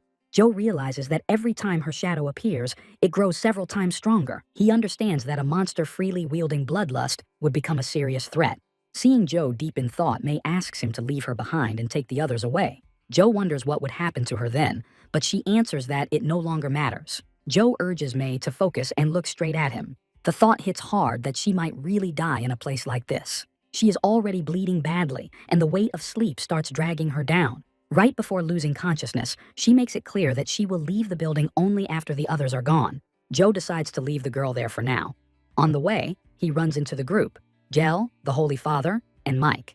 The priest is genuinely relieved that the hero has finally rejoined them. Joe explains that he tracked them down thanks to the lost cross. The father gives thanks for its return, having already resigned himself to never seeing it again. What pleases him even more is the fact that they are all together once again. The priest admits he was worried while everyone was split up, yet fate still brought them back together despite the different rooms. Joe asks whether the priest did not come in with Sam. The priest found no one. Had they known that entering at different times changed the spawn point, they would have waited. The Holy Father wants to check on May's condition. Joe stops him, explaining that she fell asleep after taking the medicine.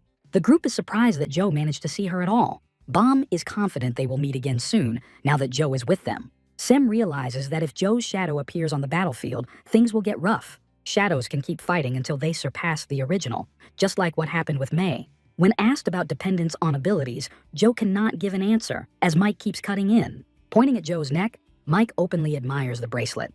The girls notice it too, and Bomb voices concern about how lethal it might be. Joe calms everyone down and urges them to move forward quickly, even though the day has just begun.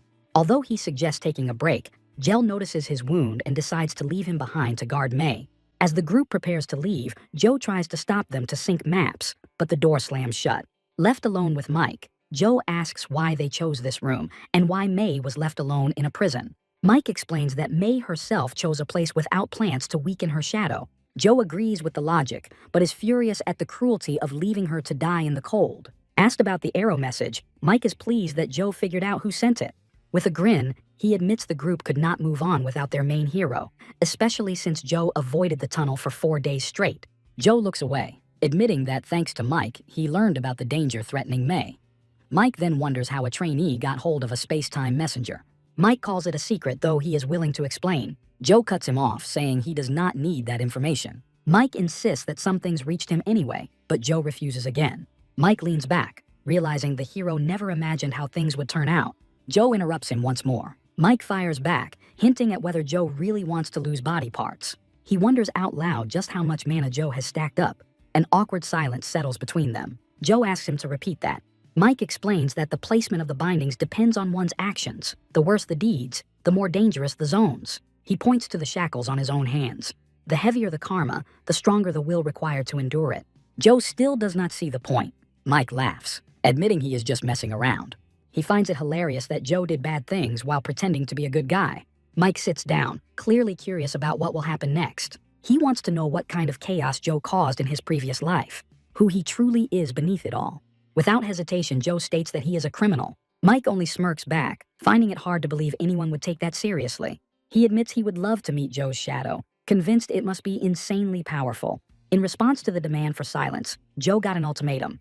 The other guy would shut up only after hearing a truly interesting story. The expectation was a tale about a past life or a glimpse into the future. Joe turned away in silence, repeating to himself that his true nature was nothing like what others imagined. Mike kept pushing, forcing the hero to finally touch on memories from his childhood. Meanwhile, the group of overseers watched the dungeon events unfold, clearly enjoying their access to the surveillance system. Anna B. asked whether the director was personally watching Joe, receiving a calm nod in response. Suddenly, a masked fighter delivered the requested documents. He reported that every attempt to understand Joe only made him more mysterious. An overseer asked whether any compromising material on Joe had been found. The answer was disappointing. No criminal record, just an ordinary man with a painfully plain background. The only exception was losing his parents young and later being adopted by a shaman. He followed no religion and lived the normal life of a student afterward. That raised a serious question. How did someone like this pile up so much karma? The overseer doubted Annabee's theory about simple killings. Karma at that level would require hundreds, if not thousands, of victims. It was hard to imagine actions on such a scale that could explain the anomaly. An assistant wondered aloud if they were trying to recruit someone. He questioned why a karma check was even built into the trial. The overseer explained it was meant to filter out candidates with corrupted karma. That led to another obvious question. Why was this not done at the very first stage? Even accepting a trainee who turned out to be a killer put the system's efficiency in doubt. The students now had to risk everything in the final room. They needed to prove they were not criminals. Suddenly, fighters from a neighboring zone attacked Joe and Mike. The attackers demanded the execution of all strong ones who refused to fight the shadows. They stood no chance against this duo. 6 days had passed since the room of blood-stained skeletons opened. For many participants, the bracelets were painfully digging into their skin as levels rose. Some risked losing fingers, others their ears. Joe handed out syringes filled with painkillers to his comrades. The drug would kick in within minutes, letting them keep moving. Leaving the group behind, the hero went to inspect the room himself. He assigned someone to watch over the wounded and promised to return before the next signal. In the wrecked chamber, plaques were missing from their usual spots. Suddenly, something moving caught his eye. From the end of the corridor, several remaining shadows were watching him. Over the past days, escapes from such creatures had spiked sharply. Wasting strength on a cleared zone was pointless, as the enemies regenerated endlessly. Joe stepped into battle. The gods, watching the clash, were impressed by his skill. A question arose. What would his own shadow be like? That thought disturbed not only the gods. Joe himself feared such a meeting, having never once seen his own reflection. Unexpectedly, a glowing object flashed nearby. A plaque of unclear origin emitted a familiar blue light. The same glow May once carried in a past life. It turned out not to be her artifact, and the barrier vanished. Joe picked up the plaque. Clenching it in his fist, he felt no joy at all. It felt as if he had been searching for an artifact meant for someone else. Luck seemed to be mocking him, tossing useless items his way. His sharpened senses suddenly flared up, screaming that someone else was nearby. Shouts echoing from outside confirmed the bad feeling. Opening the door, the hero ran into a group of strangers. Seeing him, they let out a relieved breath, revealing themselves as members of the second squad. They had not seen the heroes for a long time, likely arriving late to the level. They offered him to join their group. Joe refused, focused on searching for May's plaque. He asked whether anyone had seen the girl. No one had encountered her or the artifact. Only one participant mentioned a plaque, but that person had already left the battlefield. Suddenly, Joe noticed May's former boyfriend among them. The guy tossed him a bundle containing a map. The artifact allowed synchronization and tracking the amulet's location. Joe asked why the group looked so worn down. It turned out they had faced an abnormally powerful shadow. The creature stood out from others and radiated raw, uncontrollable terror. Some people even started vomiting after seeing its victims. Joe began piecing things together.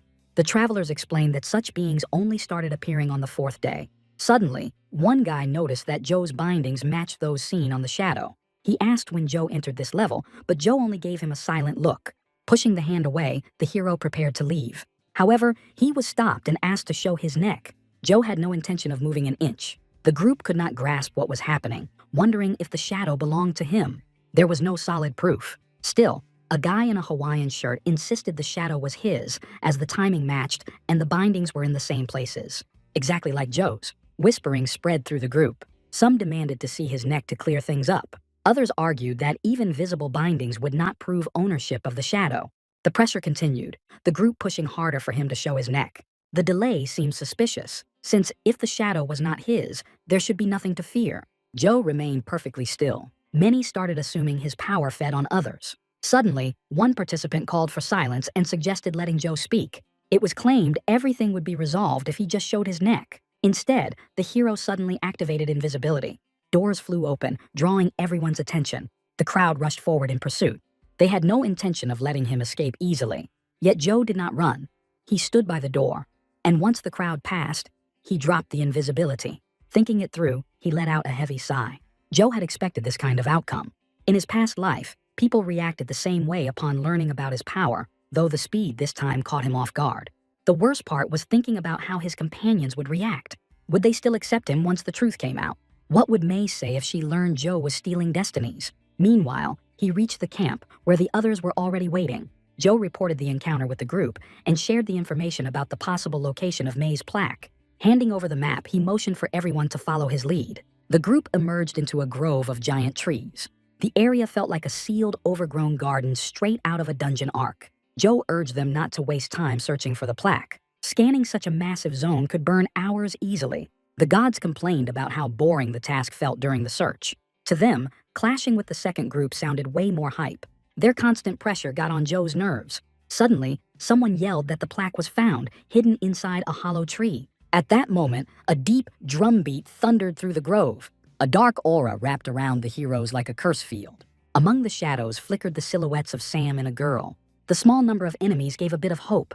Joe spotted May's shadow among them. The girl held a katana, a red binding glowing on her left arm. Her shadow was not standing but kneeling, unable to rise. Joe froze at the sight while the fight raged behind him. He remembered how May had hurt herself before, wondering if she was still doing it. Gripping his sword, he decided to erase her fast without hesitation. Suddenly, the girl began to heal. A notification appeared about a skill being boosted by earth energy. The healed girl unleashed the tree leaves method.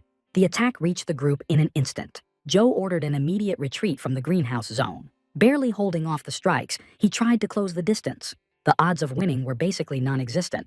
May's shadow kept attacking non-stop. Without warning, she knocked the katana from his hands. Joe told everyone to escape, pushing aside all hesitation. Suddenly, a razor-sharp leaf pierced straight into his leg. The shadow watched from the rubble, calm and cold. Sensing weakness, it moved in for the kill. The arm holding the katana rose for a finishing strike. Joe snapped his eyes open. Playing weak, he tried to counter, but the shadow leapt away. The enemy reappeared right behind him. Activating bloodlust, the shadow's attack surged even harder. The teammates who somehow had not fled, yet rushed in to help him. Suddenly, the shadow of the Holy Father joined the girl, instantly healing all the wounded. Bomb was stunned, never expecting shadows to wield healing powers. Sam activated a magic spear to eliminate the Holy Father's shadow, but Joe stopped him, realizing the timing was already lost. The empowered shadows resumed their assault with savage fury. Parrying blows, Joe shared his thought and suggested retreat instead of fighting. He was convinced their chance of victory was close to zero. The scene shifts into a grim underground dungeon. Joe and the group end up in May's cell while the Holy Father treats their wounds. He voices concern that his own shadow is roaming the corridors. The priest considers injuring himself like May did, but Joe shuts that down immediately. Joe pushes for a fast escape, explaining that shadows only copy those who stay inside the dungeon. The twins ask about May's plaque, wondering if she would really risk going after it alone. Joe declares that he will personally wipe out May's shadow and retrieve the artifact. The girl is left confused by his words. He looms over her, locking eyes with an intense, unblinking stare. Joe suggests that May come with him. She stays silent, unable to find the right words. Trusting his strength, May instinctively reaches for the blade to wound herself again, but Joe snaps the weapon out of her hands in a flash. He reveals that he already has a carefully crafted plan, one that makes self-harm completely unnecessary. May is stunned, wondering if the hero truly found a way to save her, while Joe answers only with a mysterious smile. The scene shifts back to the greenhouse where the shadows fiercely guard the plaque. Suddenly, part of the shadows begin to dissolve into thin air. Bomb vanishes first, followed by Sam. In the end, only the girl's shadow remains. Joe and May appear at the threshold. The hero regrets not sending Mike toward the exit earlier, but his whereabouts are unknown. May suddenly pulls out a knife, threatening to take her own life, but Joe disarms her instantly. He begs her not to gamble with her life and holds firm faith in victory. Joe seems to read her thoughts about his possible defeat. She looks at him in silence, unable to grasp his true motives. Clutching the edges of his clothes, May whispers that she trusts him. With a faint smile, she reassures herself that the two of them have escaped worse situations together. In response, Joe's face lights up with a genuine smile. Without warning, Joe launches his attack, determined to end the fight in a flash. Activating invisibility, he strikes from concealment. The first blow lands cleanly on the girl's shadow. After the strike, Joe melts back into thin air. The second attack also hits its mark. The shadow erects a barrier of intertwined branches around itself. Joe had anticipated her use of wooden armor techniques. He instantly shifts his position. Dodging counterattacks with razor-sharp timing, the hero closes the distance. His agility reaches the 30th level. Even through the dense curtain of vegetation, Joe finds gaps to maneuver. Step by step, he moves closer to his target. The shadow watches him with an unreadable smile. Admitting that her calm unnerves him, Joe activates pyrokinesis. Summoning a fire dragon, the hero triggers a violent explosion. The creature prepares a blazing assault meant to ignite every tree in the area. Everything unfolds almost too smoothly.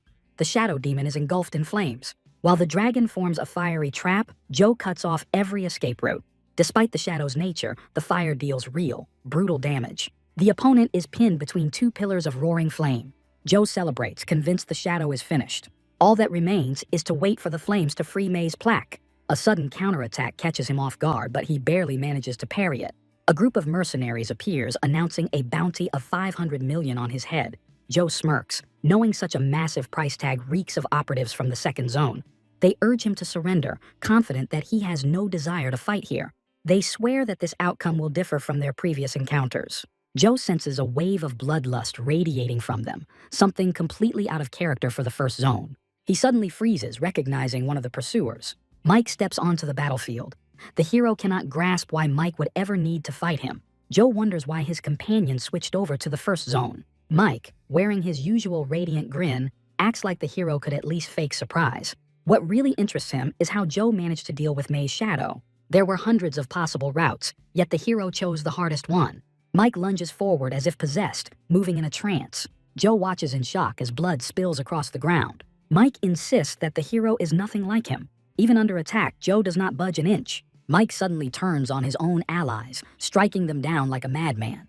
He despises the idea of having two main characters in the same story. He claims it would be better if Joe were just a side fighter, maybe even some kind of double agent. It turns out the messenger of space and time was part of Mike's plan all along. After hearing him out, Joe dismisses it as nonsense, having sensed Mike's bloodlust long before he arrived. Mike smirks at the hero and claims he will take his word for it. Even if May hurt herself for the sake of the mission, he still intends to fight Joe. Joe still cannot figure out what Mike is really aiming at. Mike suddenly draws his weapon, declaring that he is on Joe's side. At that moment, the remaining enemies rush in, branding Mike a traitor. They stand no chance against the combined force of the two heroes. Suddenly, Joe hears Mike call him over. Mike has seized a helpless man by the neck and activated his decomposition ability. He tosses the drained body at Joe's feet. Joe is horrified, yet the unfortunate victim is still alive, staring in terror.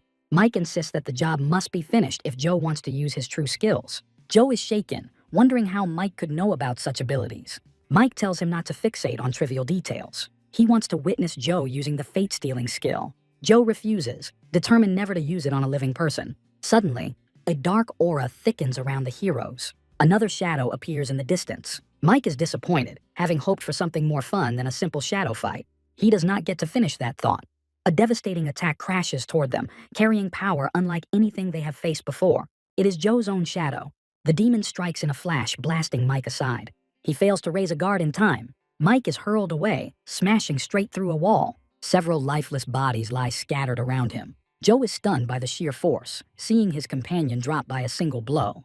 Dust and smoke from the impact slowly begin to clear. The shadow stares silently at the hero with wide, crimson eyes. Joe realizes that he has finally come face to face with himself. Suddenly, the wounded Mike shouts with his last strength, urging Joe not to hesitate. How could he destroy the demon without the stolen power? Joe understands that he must steal fate before the shadow does. Joe activates the ability, ripping away every skill within range. The hero knows he has no choice but to destroy his own shadow. His power, perception, agility, endurance, and mana all spike to level 30. It actually worked. The odds of winning jump way up. Joe activates the combat instinct. His shadow cannot kill him because it is literally him. The combat instinct fires off a warning. A sudden alert screams that the enemy is overwhelmingly strong. Every move the ability calculates gets perfectly countered. It feels like the shadow has 0 weak points, clean and flawless. Fear locks his joints tight. The hero cannot move. The shadow does not hesitate, raising its blade above Joe's head and striking, but at the final instant, Joe barely manages to block. The shadow activates the Shadow Thief skill, copying Joe's abilities for itself. The demon grabs Joe by the face. Dark energy spirals around him. It really is his shadow. Childhood memories flood Joe's vision. He sits in his mother's arms. His father argues with a doctor nearby, unable to understand what illness the child carries. Sometime later, the whole family rides in a car together. They pass strange totems on the road, heading toward a fortune teller. She declares that Joe will only get better once he lets a god into his heart. There seem to be no other options. The god seeking the boy is far too powerful.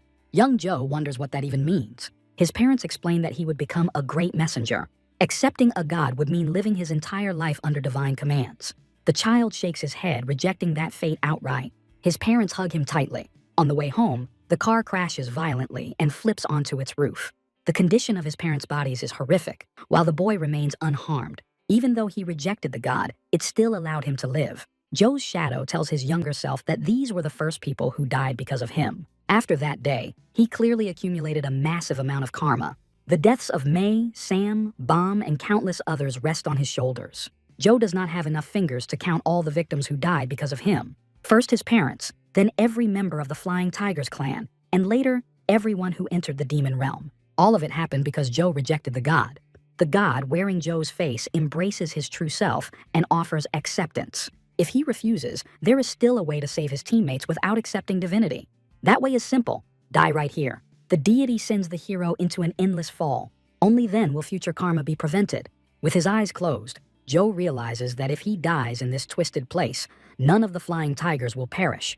The god praises him for finally giving up, promising that he will truly belong here. Yet as he sinks deeper, Joe wonders if this is really how it should end after everything he has done. His clone orders him to forget the past. Joe cannot. That fateful day plays again in his mind. The faces of everyone who died before his eyes. Joe knows he must atone for his sins. The god claims that everyone is alive and well now, but May's fate remains uncertain. Those words snap something inside Joe. He tears free from the crushing weight, bursting upward like breaking water. He promised to lead the girl out of the demon realm. The deity questions why the hero keeps choosing the wrong path. All he has to do is die, to perform the single act of good he is capable of. But Joe has zero intention of dying here. First things first, he has to get May out of this place. The deity dismisses that motive as nothing more than a flimsy excuse. It insists that May does not even want him to live. And those words hit Joe like a straight gut punch. Sensing that the pressure landed perfectly, the deity keeps twisting the knife.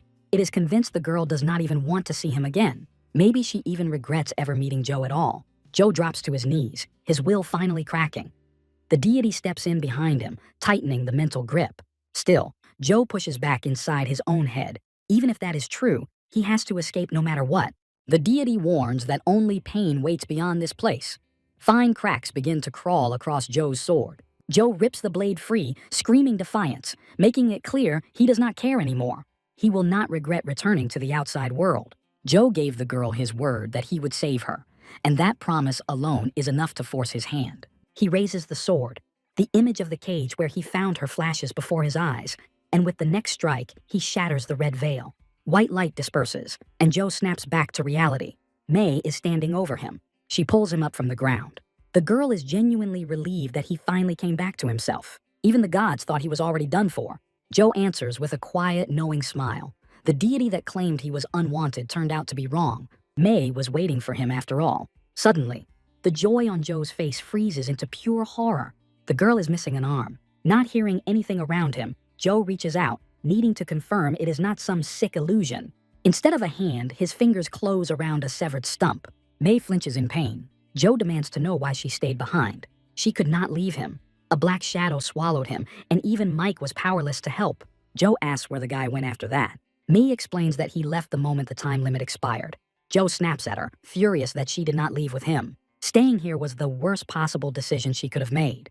But May fires back just as hard, shouting that it is already too late to settle things like that. Suddenly, blood starts streaming from her nose. Losing her balance, the girl begins to collapse. Joe freezes in shock. The gods sneer at him, calling him ungrateful. May managed to seriously damage the shadow, lost consciousness, woke up again, and still kept fighting.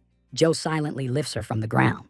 Her remaining arm is badly shattered. He carries her in his arms. At least now it is finally over. Suddenly, a gigantic red entity begins to manifest behind Joe. The deity refuses to back off, promising that if Joe leaves, he will definitely die.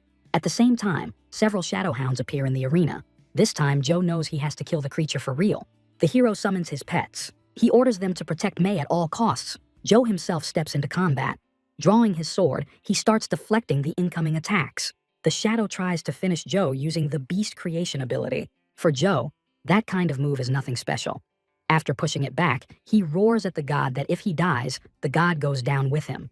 There is no reply. The shadow activates regeneration. Joe is straight up shaken by this. This was absolutely not how he thought it would go. The god even stole the healing skill. What the deity cannot grasp is why Joe keeps resisting acceptance, why he keeps dragging his own karma down. Why choose actions that will never earn a pat on the head? Joe has no answer. He is too busy deflecting a massive strike crashing down from above. The girl who had been unconscious until now begs him to survive. Joe pushes his power output up by 30% and lunges forward, barely managing to block the attack. Suddenly, a notification hits him. All of his stats have risen to level 30. That means every condition for unlocking the second trait has been fulfilled. The god attempts to strike Joe once again. At that moment, several scrolls materialize in the center of the room, each bearing the image of an animal. Joe realizes that with the new Zodiac skill, his odds of winning just skyrocketed. The god's voice keeps mocking the new power as pathetic, echoing non-stop even though time itself has frozen. Joe's Zodiac sign is the rat, granting him access to a skill bound to that sign. He ignores the deity completely. His Zodiac was decided long ago. Now, at last, he has a way to fight back against the disaster dumped on his life. He acquires the skill squeal of a cornered rat. Now he can handle this. Time resumes its flow. The golden light fades away. Several hounds rush him, while the god declares that with such a skill, escape is impossible. The wolves sink their teeth into Joe. He does not even try to defend himself. Instead, a smile spreads across his face. The god cannot understand it, convinced the hero has already lost. Suddenly, squeal of a cornered rat activates as Joe's health drops below 10%. A yellow circle erupts around him, blasting the dogs away. The new skill allows him to grow stronger the more danger closes in. A rat may be weak, but nothing is more terrifying than one pushed into a corner. Joe charges forward. The shadow barely manages to dodge the sword strike. It insists the hero will die anyway, questioning the point of fighting at all. Joe does not listen. Even at the cost of his own life, he will get May out of the dungeon. He attacks again. This time, the enemy can barely block the blow. That sends the deity into a rage. Stretching out its hand, it begins preparing another attack. It activates dragon transformation, turning into a massive violet dragon head. Joe receives a slight strength debuff. The rat fears the dragon. Even a man wielding dragon powers once stood no chance against this god and died. As it launches its assault, the deity questions what Joe ever hoped to achieve by challenging a god. Joe raises a hand to cover his face. Just now, he chose the prettiest trump card he had. Fully expecting a dragon to appear, he brought along the Blade of Generational Dominion, a weapon designed specifically to slay dragons. In a situation like this, being a rat is actually the better deal. Upon detecting a dragon, the blade massively boosts its attack power. Joe dashes in with a thrust, wounding the dragon. Suddenly, squeal of a cornered rat is cancelled. The hero collapses to the ground. Joe has won. He earns a reward for defeating an enemy stronger than himself, and his destiny class rises as well. Yet even as the entity fades away, the god's voice continues to echo from the void. Joe starts wondering if all of this is just a hallucination. Maybe this is how he dies, drained and empty. If he had known it would all end like this, he would have ended it himself long ago. Suddenly, the image of that same fortune teller appears before his eyes, signaling that it is time to return. Joe wakes up in the middle of a hospital. He jolts up from the bed, completely lost about what is happening. For a split second, May appears in the doorway. Joe rips the needles out of his body and rushes after her, yelling for her to wait. He barely makes it a few meters before collapsing to the floor, his strength still drained. He lifts his head, relieved that the girl seems fine. But instead of her, someone else is standing there, faceless, with hollow holes where eyes should be. Terror floods Joe. Why is he seeing the dead again? He has slipped back to the edge because of his karma. The story drifts into Joe's childhood. In his foster family, they start bullying him, blaming him for strange events that began the moment Joe arrived. Some even suggest dumping him on the street, while a god keeps whispering to Joe, urging him to accept it. Eventually, they bring him to a temple. As he steps inside, the voices in his head fade. The holy barrier keeps the gods out.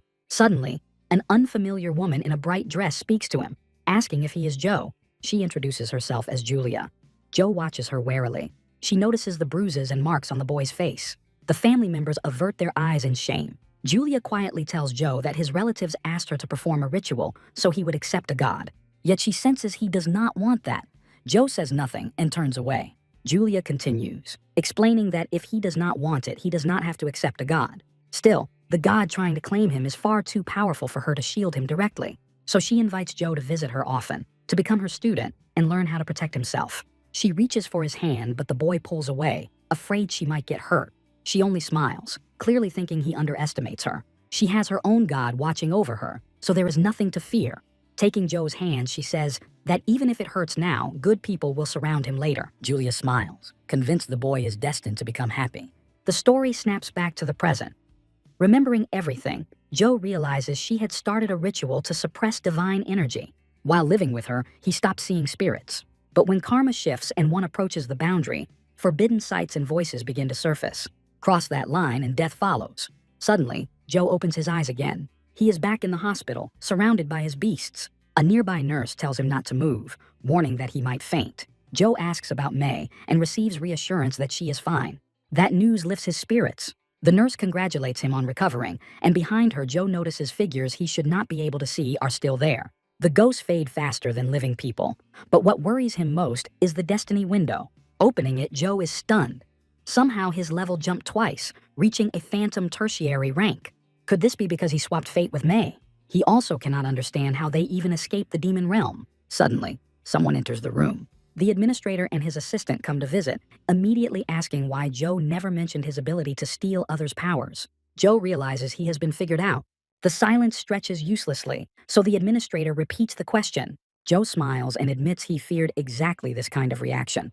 Adjusting his glasses, the man says he is calm now. He then asks whether Joe has ever killed someone to steal their fate, receiving a firm denial. Joe adds that he has only ever killed in self-defense. At the start of training, they had also signed a contract accepting that serious conflicts between students could happen. Still, killing was killing, intentional or not. So Joe asks the administrator what awaits him now. He wonders if punishment is coming. Instead, the administrator suddenly congratulates Joe, noting he holds the highest score among all trainees. He also has a small proposal prepared for him. Joe is offered an official position in the second team of the Fate Protection Agency. To the administrator's surprise, Joe shows no desire to accept the offer. The man understands, thinking such a move might be too sudden for someone who just woke up from hell. He hands Joe a business card, advising rest first and contact later. He also suggests hitting the training hall after full recovery. With a bright smile, he leaves the room. Joe sinks into thought about everything that just happened. No one can be allowed to learn about his true purpose. If they do, they will force him to work for them no matter what. After getting dressed, Joe heads straight to May. Entering her ward, he sees she is still unconscious. She has not woken up at all. Her missing arm is real, not a hallucination. The sight makes Joe's vision blur. Suddenly, he detects an aura of killing within May's fate. A dark presence begins to gather around her. Joe is shaken, since in his past life, May never carried such a heavy death aura. Without warning, the compass of fate bursts out of Joe's bag and activates. The compass starts spinning wildly, empowered by the barrier's force. Countless near-future timelines flood into Joe's vision, so many that his head starts to ache. In one vision, May is trapped in a strange blue space. Across from her sit a woman and several men, convinced Joe will not come and does not even know where she is. The unknown woman is confused, questioning why May is ready to die for someone who abandoned her. Joe realizes this is his vision, possibly the future itself. Suddenly, May in the vision snaps, using her last strength to protect Joe. The woman opposite her kills May without hesitation. Joe watches the vision in absolute horror. The terror of the prophecy drops him to the floor. The thought that May might die for him somewhere unknown cuts deep. Joe forces himself to stay calm. The compass alone cannot be trusted. The truth must be uncovered. Touching the compass again, he is pulled into another vision, now standing in the middle of a road. Turning his head, Joe realizes where he is. Nearby, his child self tries to pull his parents from a crashed car. They urge the boy to run for help, believing adults are nearby. His mother smiles softly, checking if he understood the task. The boy runs off to find help, asking only that they wait for him. Joe reaches out, trying to stop the vision from fleeing, but he cannot interact with memories, and the boy keeps running, calling for help. Joe notices a mark left on the boy's shoulder where he touched him, with tiny particles scattering from his hand. From the car, his parents' voices echo, wondering what will become of Joe once he is alone. Someone answers that he will be fine. A blinding explosion suddenly erupts. Joe understands they knew the car was about to explode.